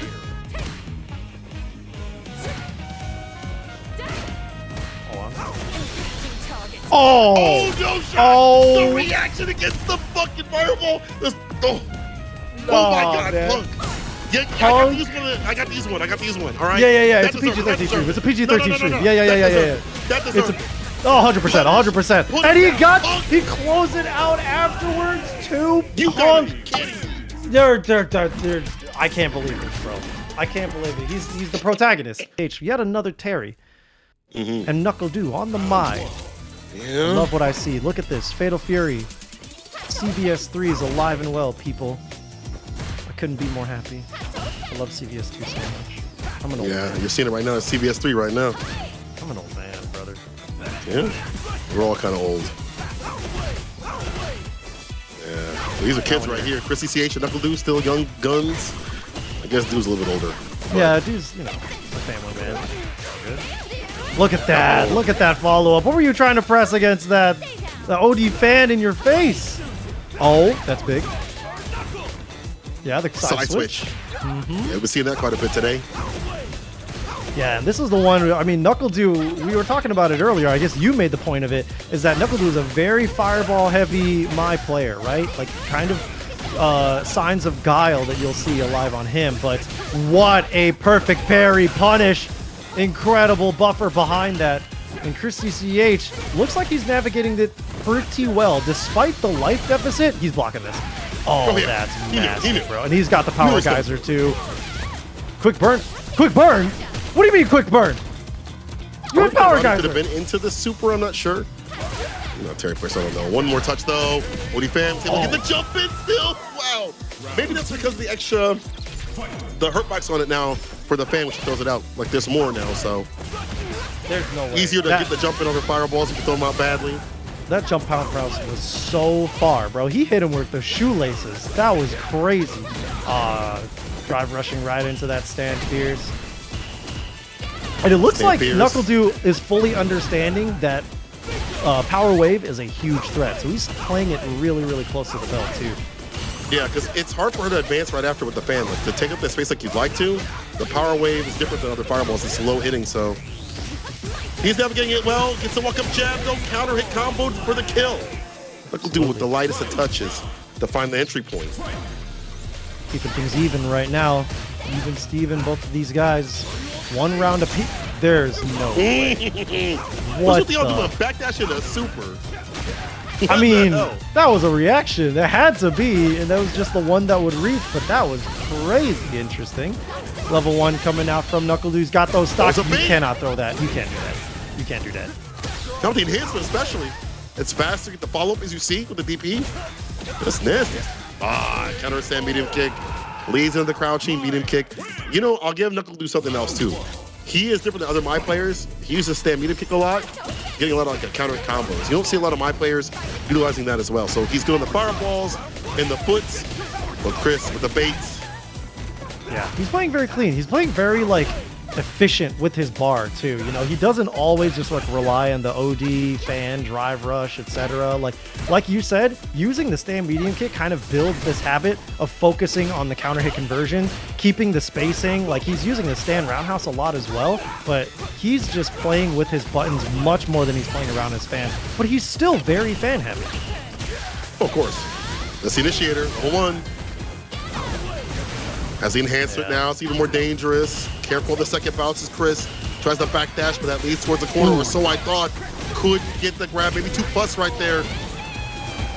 Yeah, absolutely 2+, follow a little too close behind that fireball. ChrisCCH taking full advantage of that, now trying to tie this up, but NuckleDu gonna build one more bar pretty soon here, but with a whiff punish like that, is he even gonna use it, man? Yeah, White back, pretty smart stuff. Being able to throw, will be able to anti-air. Chris willing to block it out. Finds it with punish. He knows that stand medium kick is a part of the toolkit for NuckleDu. Blows it up. He's got level 3. One entry point. Bait it. No. Try with that crouching light kick. Reversal jab. Chris. DP level 3. Now we get a game on the board. Does NuckleDu switch or does he stick with it? What do you think? I think he sticks with it, man. I think he's very committed to like wanting to get the practice in with wanting to believe in this for the large stage, for the big events. He's definitely like feeling comfortable on this character. It's not like he's doing anything wrong on it. Am I an idiot, bro? Like, do I just put my foot in my mouth now? Is this man about to switch on me? Or does he believe? Does he believe? Maybe switching the costume. He believes, dude. Yeah, he believes. But maybe switching the costume, because usually he'll go to like the other costume, I think, when he loses. Take it a second.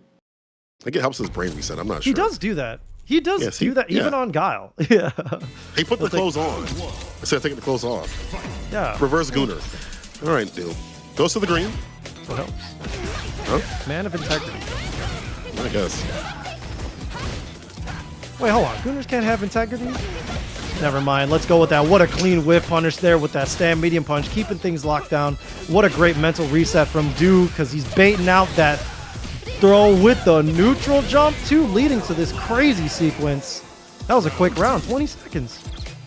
Yeah. More buttons than fireballs. The fan booms.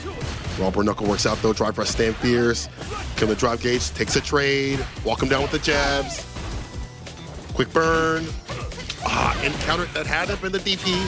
Just didn't work out in the timing.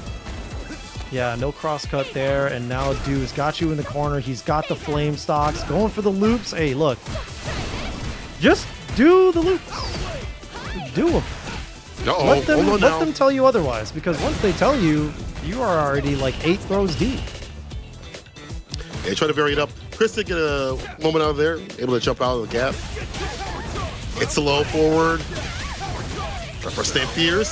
Super. Big damage right here. Yeah. The follow-up. He said good night. Put the honk shoe with the extra, paid extra for the me-me-me's. ChrisCCH perfectly tying things up right now. Game to game, round to round right now. Reversal jabs, get the OK after this. Back rise, walks away from these lows. In the mediums, perfect parry, the trade. And these trades are better for this character. Stand fierce or medium leads to this road. Level 1. That pressure. Staying in the air. Oh, that is dead for sure. That's a level 2. If the level 2 doesn't kill, he still had more damage after that, if you guys can believe it. But NuckleDu now taking the lead in the set, up 2-1. Other guy that isn't so full of sound like Rufomonger? Bro, I be saying some Rufomonger things, but I ain't doing it for the joke, bro. Can you say hello and welcome? Hello and welcome. Oh That's crazy, God. right? That is actually just like him. That's too close. That's too close. That's too close. I'm sorry. You know what voice don't sound like that though, so it's fine. But that was good. That's crazy. All right, NuckleDu, big punish right here off of that ODDP. Cashing out. At first I was like, who is Rufomonger? Come on, don't do that. Perfect parry. Drive rush jab into the throw this time instead of a button. He's switching it up. And now he's like using the fireball to initiate. He's not just doing like fireball, fireball, fireball. He's like, okay, I'm gonna fireball, then I'm gonna drive rush, I'm gonna dash up and take my space, try to go for that throw. You really thought? Stay sucker free. Level 1 coming through, heated up with the fans, and up in the corner. Oh, this sucks. In fact, heavy kick meaty. Oh, there was a kill opportunity right there that NuckleDu couldn't seize, but he seized it regardless. 3-1 over ChrisCCH in the winner's side, knocking him down into loser's final. What do you mean? Listen, Cola Glaze, Cola brother. Glaze. Thank you. You're welcome, Dude, if you win on NuckleDu. Krispy Kreme, next match, Punk versus Nephew. Let's get it. In our losers semifinal, ladies and gentlemen, Punk versus Nephew. Punk on the edge, taking the switch from Cammy. The Nephew regularly on the Juri. Let's see. We're down to hustle. So with that Psycho Muscle Man, gets that Oki on. With our Nephew, gets a meaty stand medium. All right, yeah, you're definitely dead. Level 1's definitely coming through, yeah. Spin that bar. For sure. I mean, does she get special after that target combo? I only ever see the level 1 or the level 3. I don't know if she can like DP after that, but Nephew knows better than me. I'm positive that that's possibly the only thing he could do. But Punk trying to fight back in this round. Parries the fireball, takes a turn back, try to go for the flicker, but that fireball makes it kind of hard. The Cobra Strike over hers. Kind of a good idea. It is. You're -3 in her face though, but still a great idea. Aye, the trade. Okay, that's what Nephew wanted previously. It's going to work out there. Yeah, just like some interesting spacing there. Look at him backing off, trying to play that, but great punish there. Staggering the stand medium. There's the back toe, the kidney killer. That's a painful thing to hit. This will be painful too. Level 1? Level 2? Yeah, maybe level 1 wouldn't have killed. Oh, that doesn't either. He doesn't know. It definitely could have. There were a couple different routes that he could have taken to kill, but you know what? Punk picks it up nonetheless, man. Oh my. Does it? Oh my God. Look at the carry. Dash up, drive rush. Takes a throw right after though. Okay. Look at the footsies that Nephew is trying to make Punk play right now. And now, closing the gap, pressuring him really heavy. Uh-oh. Yeah, go for the Super 2 cancel. Apply some pressure to that drive bar, but the drive reversal. I'm burning out on my own terms, he says. I'll get ashy on my own way. So that's level 1 to bust out if he needs to. Forward fierce, OD fireball, batter, hitbox, big back activities on that fireball. The Nephew, first game up. There we go, committing to the Ed as well, going into game 2. Bro, you were in this music video. Shut up. This is jerk.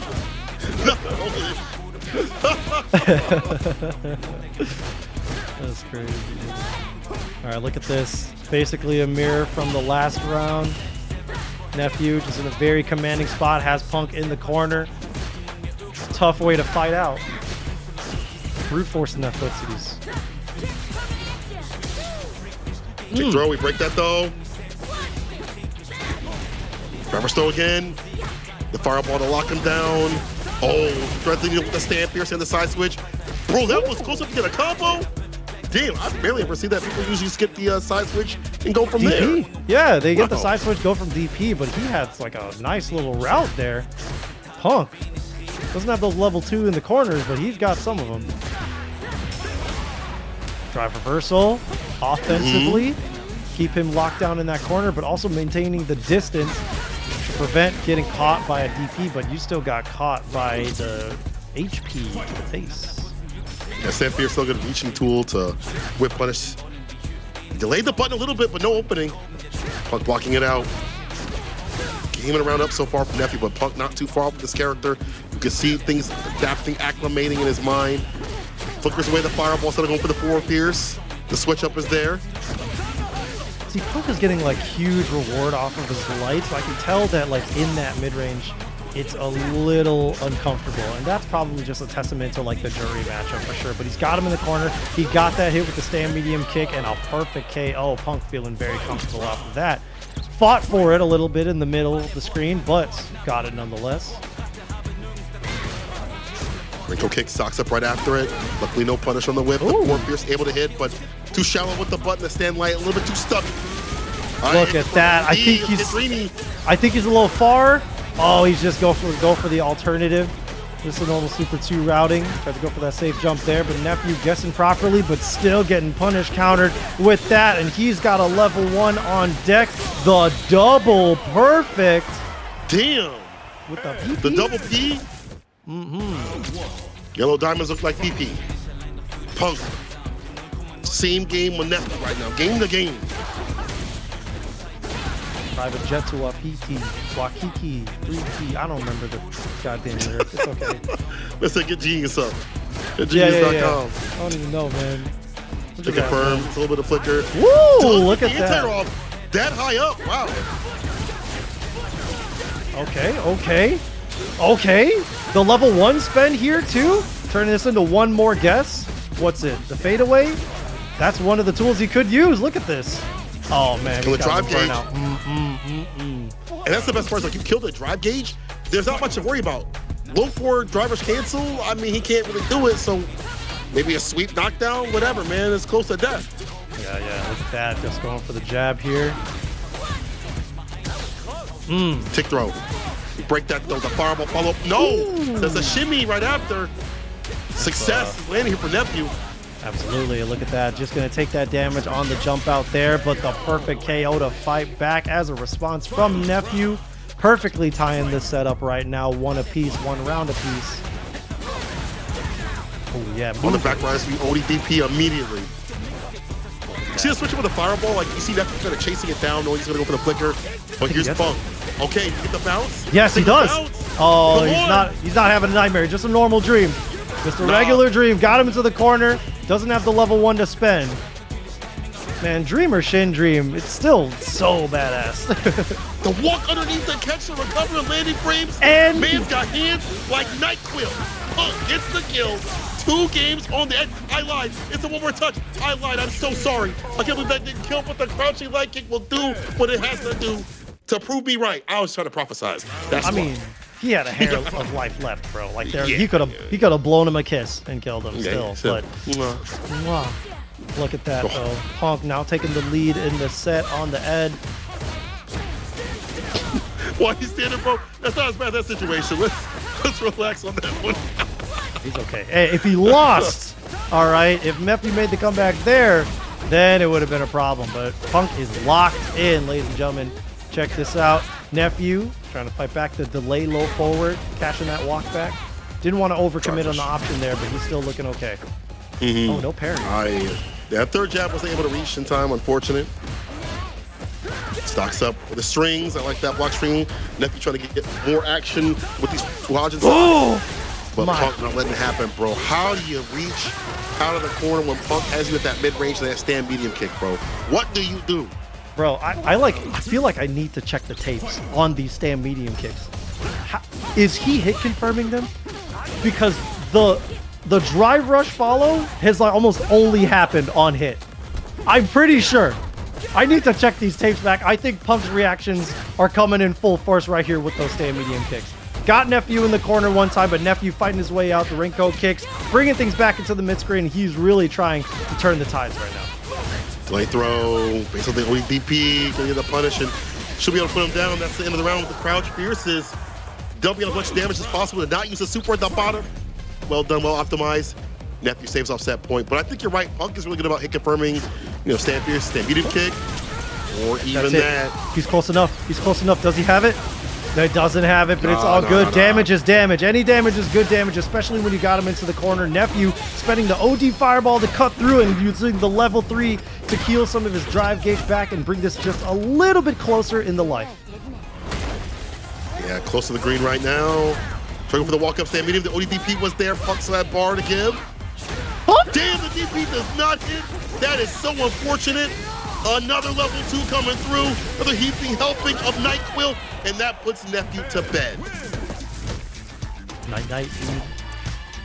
Definitely the honk shoe. Can we shut the hell up? All right, let's get into this next one. ChrisCCH versus Punk, running the mirror. I'm very surprised about this. But I mean, the last time these two faced off, bro, it did not go well for Punk. ChrisCCH was feeling very, very comfy on that edge. Was it like 3-1 is what people were saying? And the rematch, it's going to be harder to deal with. Obviously, Suits have more time to grind the character out and understands even more about what to do with Ed.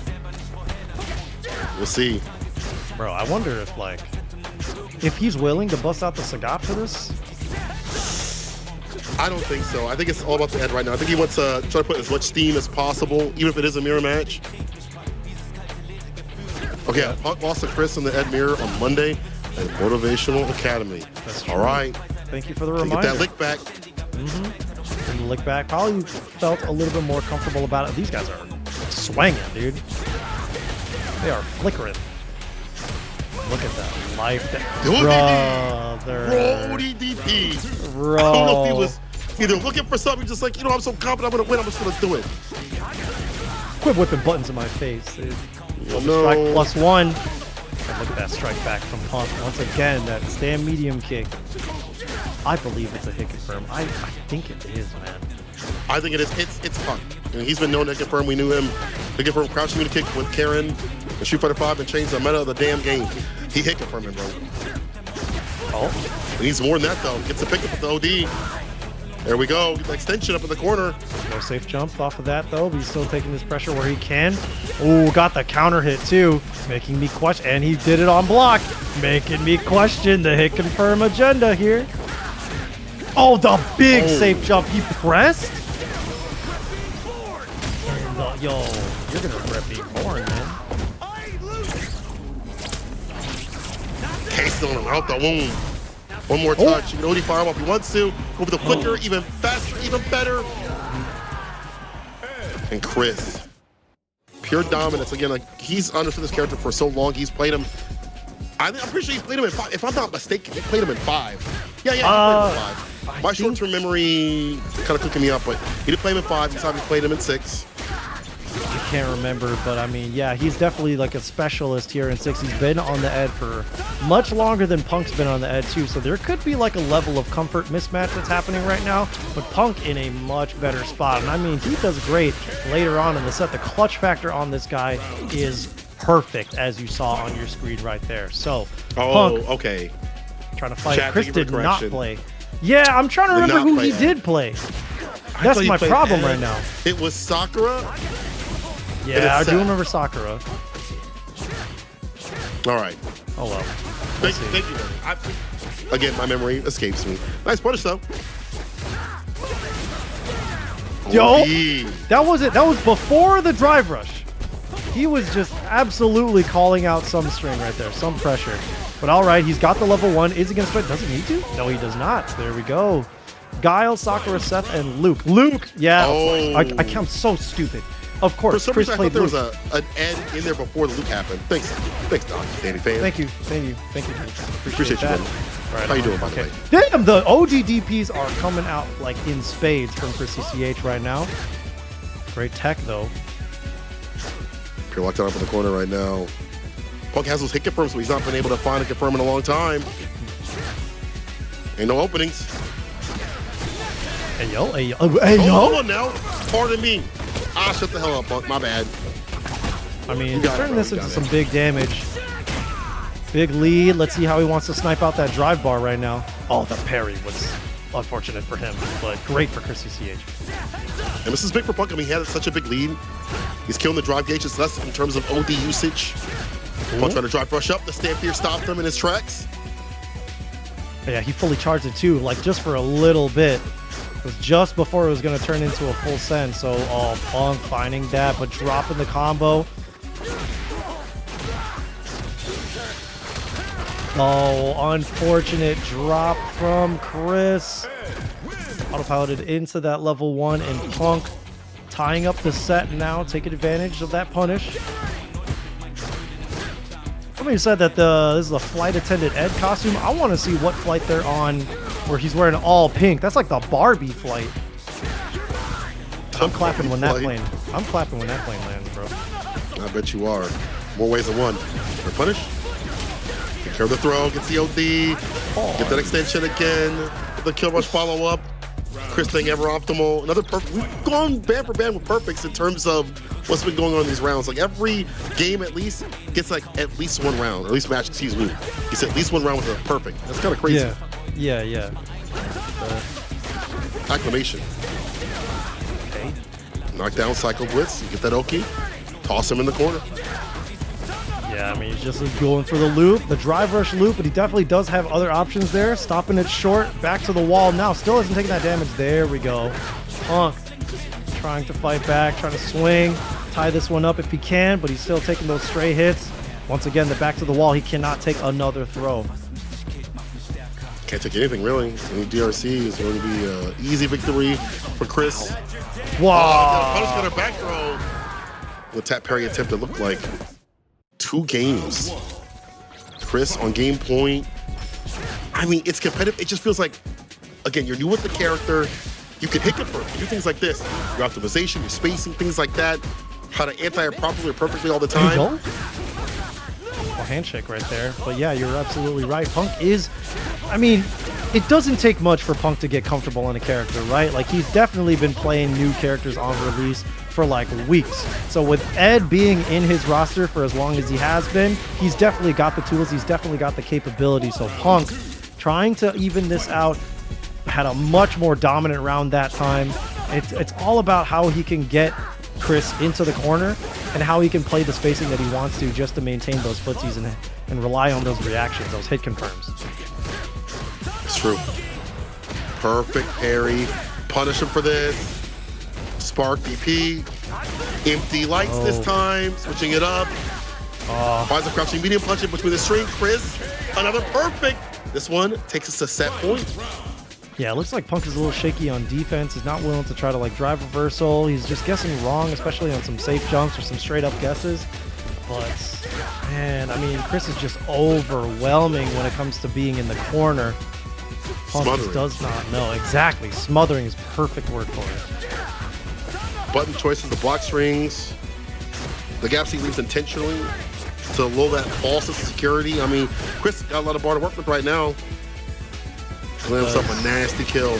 Ooh, great whiff punish from Punk, routing into the level 3, just outside of CA range, but he's still going to take this. It's going to be big drive damage. Let's see how he wants to pressure that bar afterward.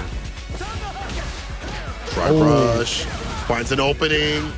So with safe jump setup, there's the drive gauge, the impact. That's what he got the distance. Don't drop this. We have tied this up. Double OD expenditure for the victory. Punk 2-2. As we, I don't want to say talk mess about Punk and what he's doing. No. He's able to thread the needle a little bit better, find yourself with the character. Ooh. All comes out of this. Yeah, look, what? That looked like a cross-up, though. But you know what? Ed needs it, okay? Big, possibly big punish? No, here we go. No back throw. Stamina kick able to hit, confirmed from Chris. Spark. Throw game, here we go. Just going for the dash in this time around. Punk trying to mash in the gap. But the anti-air, eat it.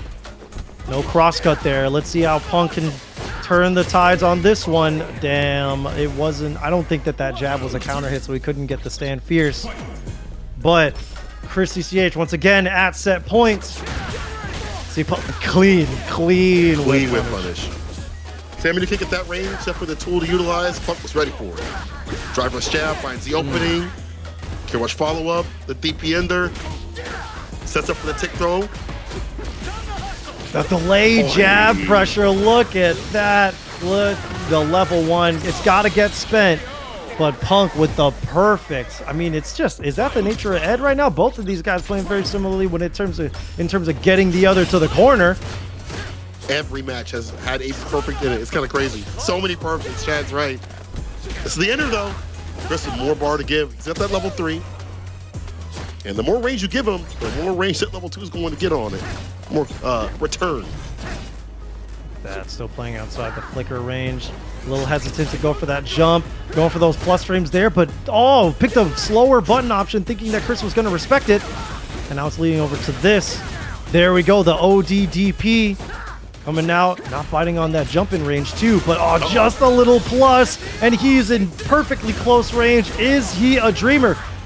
He's going to be dreaming some good dreams here. That's a throw though. Back throw is able to land it. Punk's got super. Won't close. Yeah, when you're that close in the corner, it does become that real strike throw. Not gonna answer. He knows that DP is gonna be too slow. So go for the throw right after. A lot of text. Will there be an opening? Will someone bite on a bait?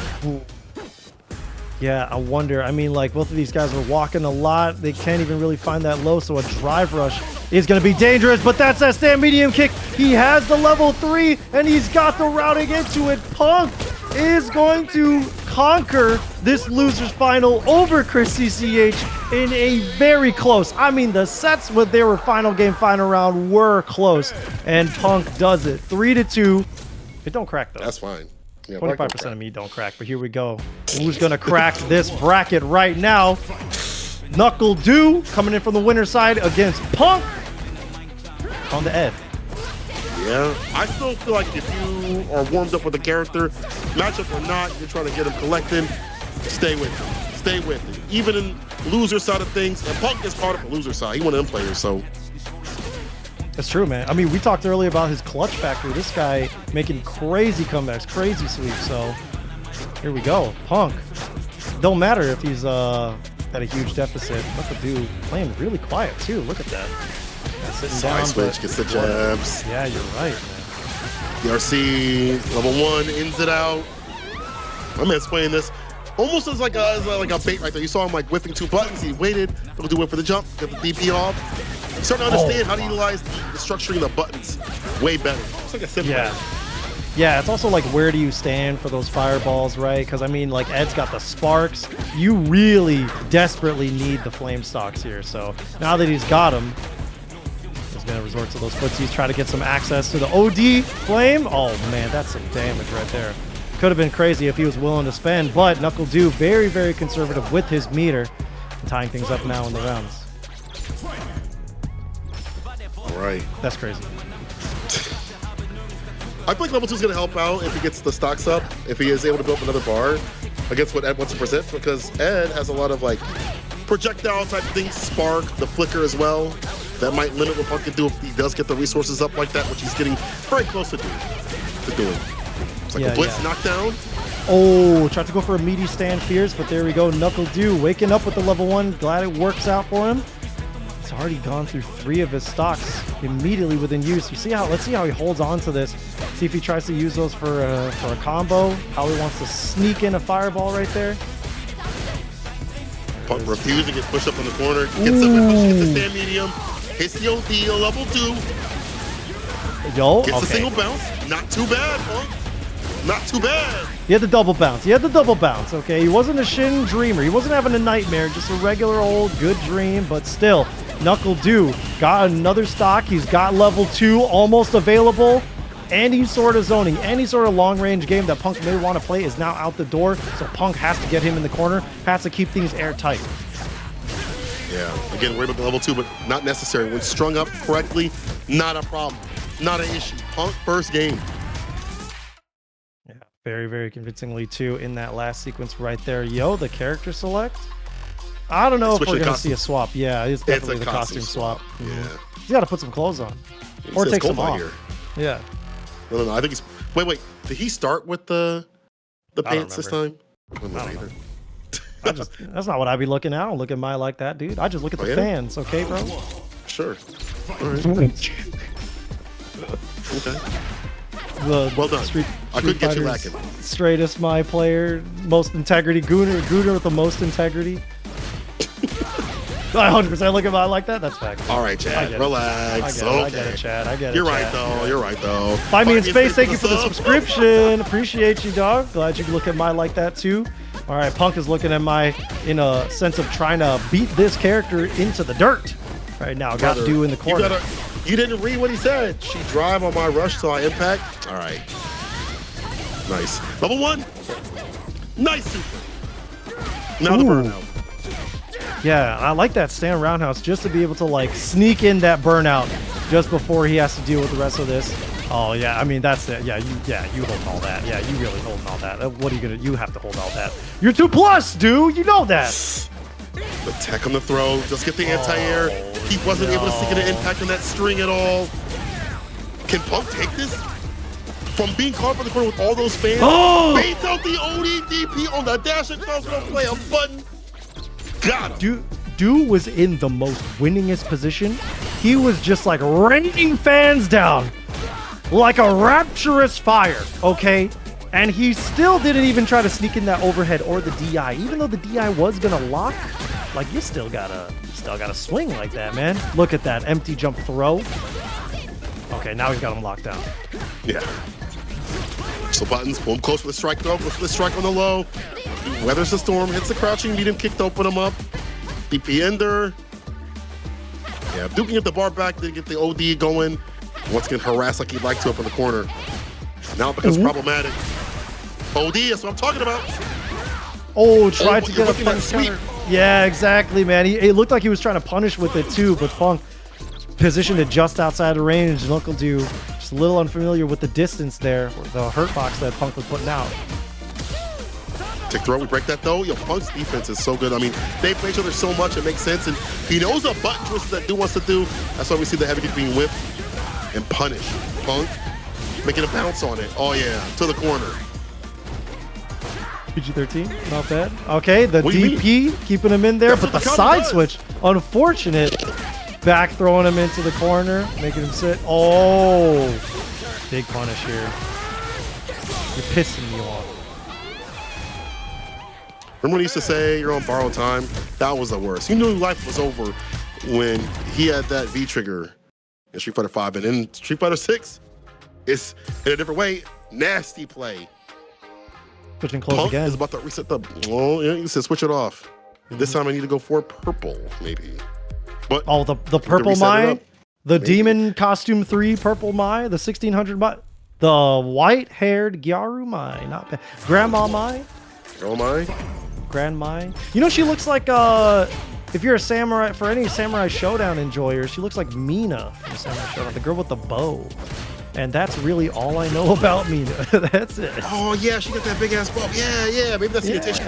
Okay, that's cool. Yeah. That's cool. Deep pull All right. from a game that came out in like, what, 2018? It's old. No, it came out in 2019 because it was right before 19? COVID. Rip. dude. 2019?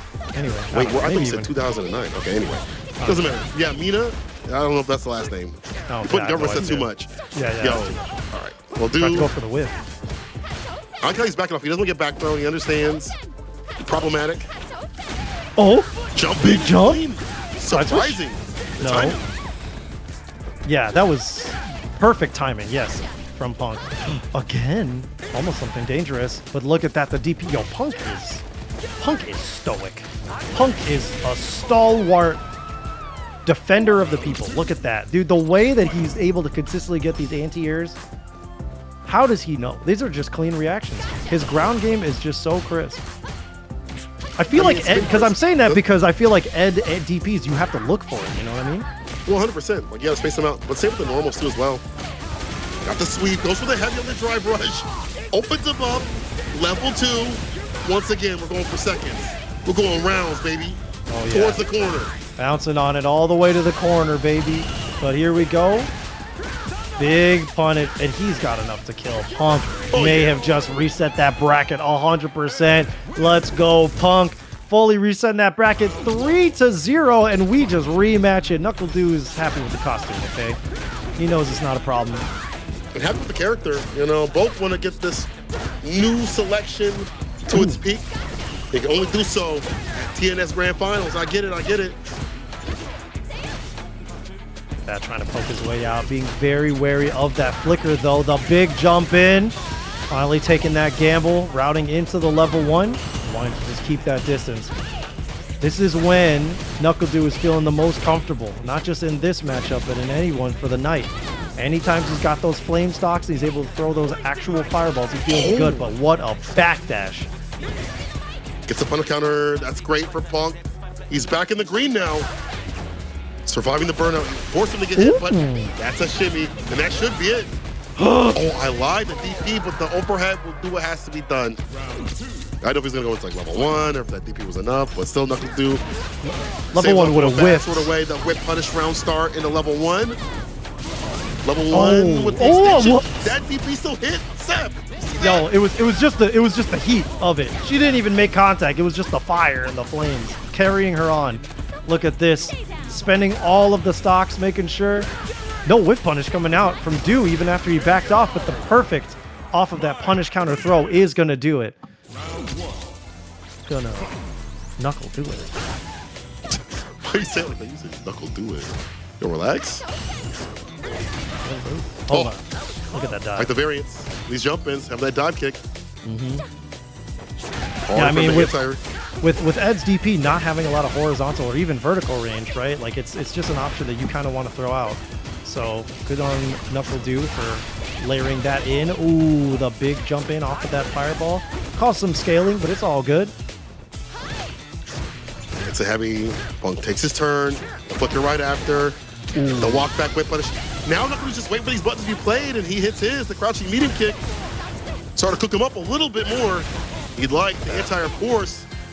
Yeah, he's looking for it for sure. Oh god, the stand fierce was scary there, but he definitely has this on lock. Oh, look at that stand medium kick. Oh, he's outside. I don't think he's in range. I don't think he's close enough. Oh, he is. It looks so good. Is this kill?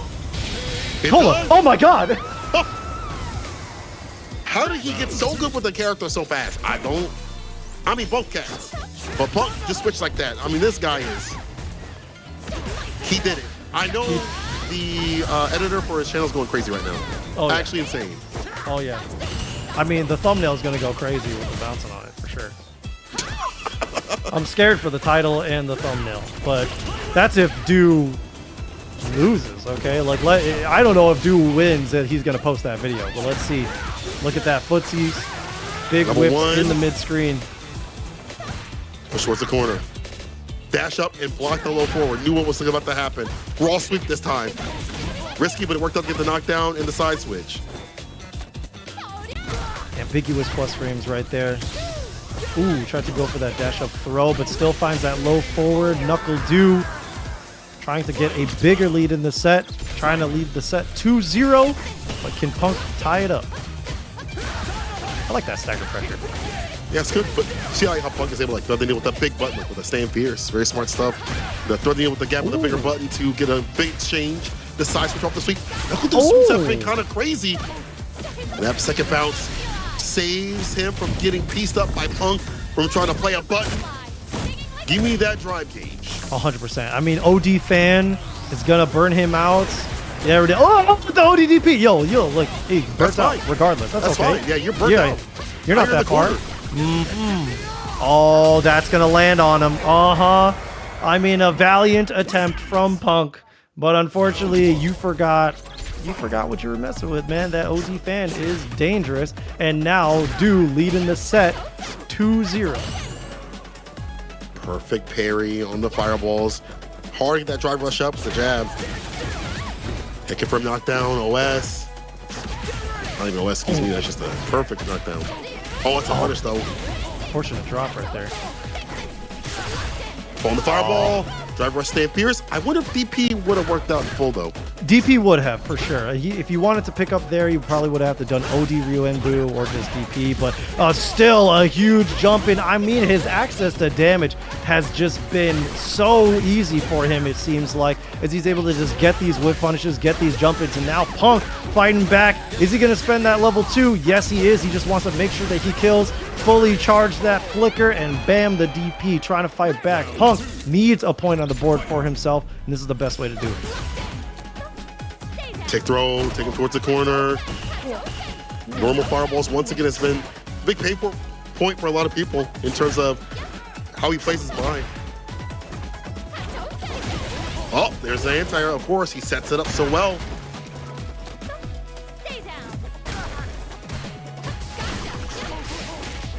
Oh, deep man, trying to interact right after the OD fans. He's coming through as a devious proposition.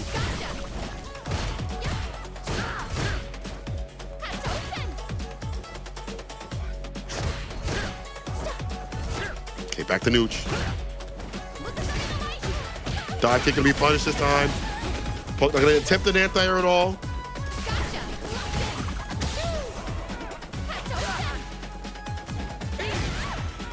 Damn, another DP. Finds a mark, Punk. Knows when to apply those DPs and when not to. Oh, maybe not. Maybe not so much. Drop combo though from NuckleDu. Or parry. DI's able to hit. Are you kidding me? Level 3 off immediately. He's doing strings.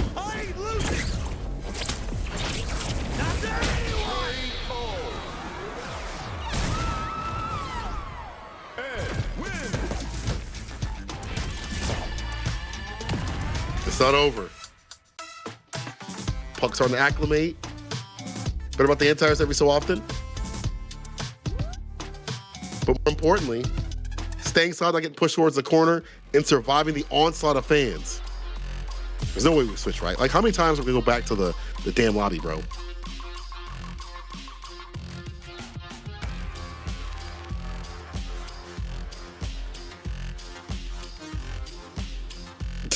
Finally, a combo I can hit. DI to level 3. So true, Chad.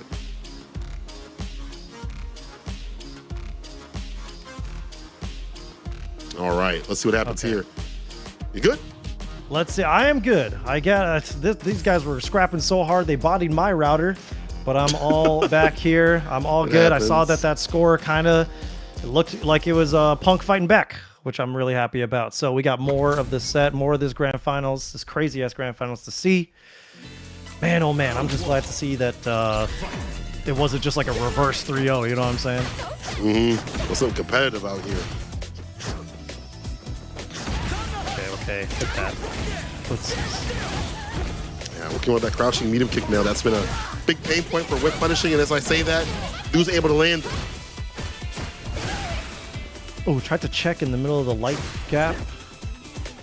And now Punk playing a little bit more hesitant. Ooh, no conversion off of that punish counter, but any damage is good damage. Sometimes you just take that poke, finding that low forward, and just routing into the level 1. This is Du's win condition for sure, using those fans to great effect. But oh man, just got... Was that a target combo? I was thinking from level 1, right? I mean, it was... I blinked. I blacked out. I didn't even see what that was. Woke up, my shoes were gone. Oh, that's crazy. Man, that's crazy. The jump over Punk using that DP, unfortunately, puts himself just a little too far forward. Again, the jump back, and now finding that crouching with a kick. Sticks in a little bit too much, NuckleDu. Punk gotta wait for that button. A combo, there's Oki towards the corner. Okay, cross cut. Catching him out of there, tries to go for that overhead. Punk not biting, but caught walking backwards. Was that low shit? Oh, hey. DP miss inputs. It's okay, it's late at night. It's late at night. Level 2. OEDP is the bust out. So that's some bar to work with. Weird interaction works out for Dude to get some damage.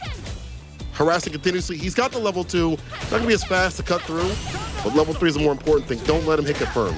I like confirm that drive rush. A winner. Winner. Chicken dinner. Look at that, man. Just full setting it. Just outside of CA range, so he's not going to kill, but he's still in a better spot I mean, it's possibly tournament point for NuckleDu, so he better make sure that this last hit is what counts. Can he find it though? I thought he was going super after that I really flicker. did too. I'm not gonna lie, I really did. The chase down. He's got so much bar to utilize. Drive rush, the lights, no DI, nothing doing from NuckleDu, no reaction. He didn't do it. Oh, the Back throw. row. We take those. You could probably take one more. Oh, You can't take any more. Oh, Good the chip. DP's enough. Oh my God, yo, Seth. God. That chip's enough. Barely enough, man. He's got to do some more than that if he wants to actually win this tournament. That was crazy. NuckleDu spending a lot of bar just to be able to get that level 1, and you jumping over that. That's big risky there, Punk. I know you want this tournament. Get that side switch. Unfortunately, drops that blitz, but still staying alive. Backing up to optimal ranges here. Better for Punk trying to find a confirm. Too far for the throw to hit. Bars bring up level 2 immediately. I like this. Get the corner sin. You have full control. The backdash, or so we thought. The super, let me get that bar. You're in burnout. Ashy as hell. Okay, the back throw. This is really scary. I mean, that level 1 is on deck, but what a great mash out. The backdash, no punish. He's got to be very scary. I mean, this is like, if it's a jump in from Du, however he wants to approach, Punk really has to earn this one clean. Oh, the whip punish. NuckleDu walk back just an inch, just a smidge to get that crouching medium kick. And is your winner of TNS with the Mai.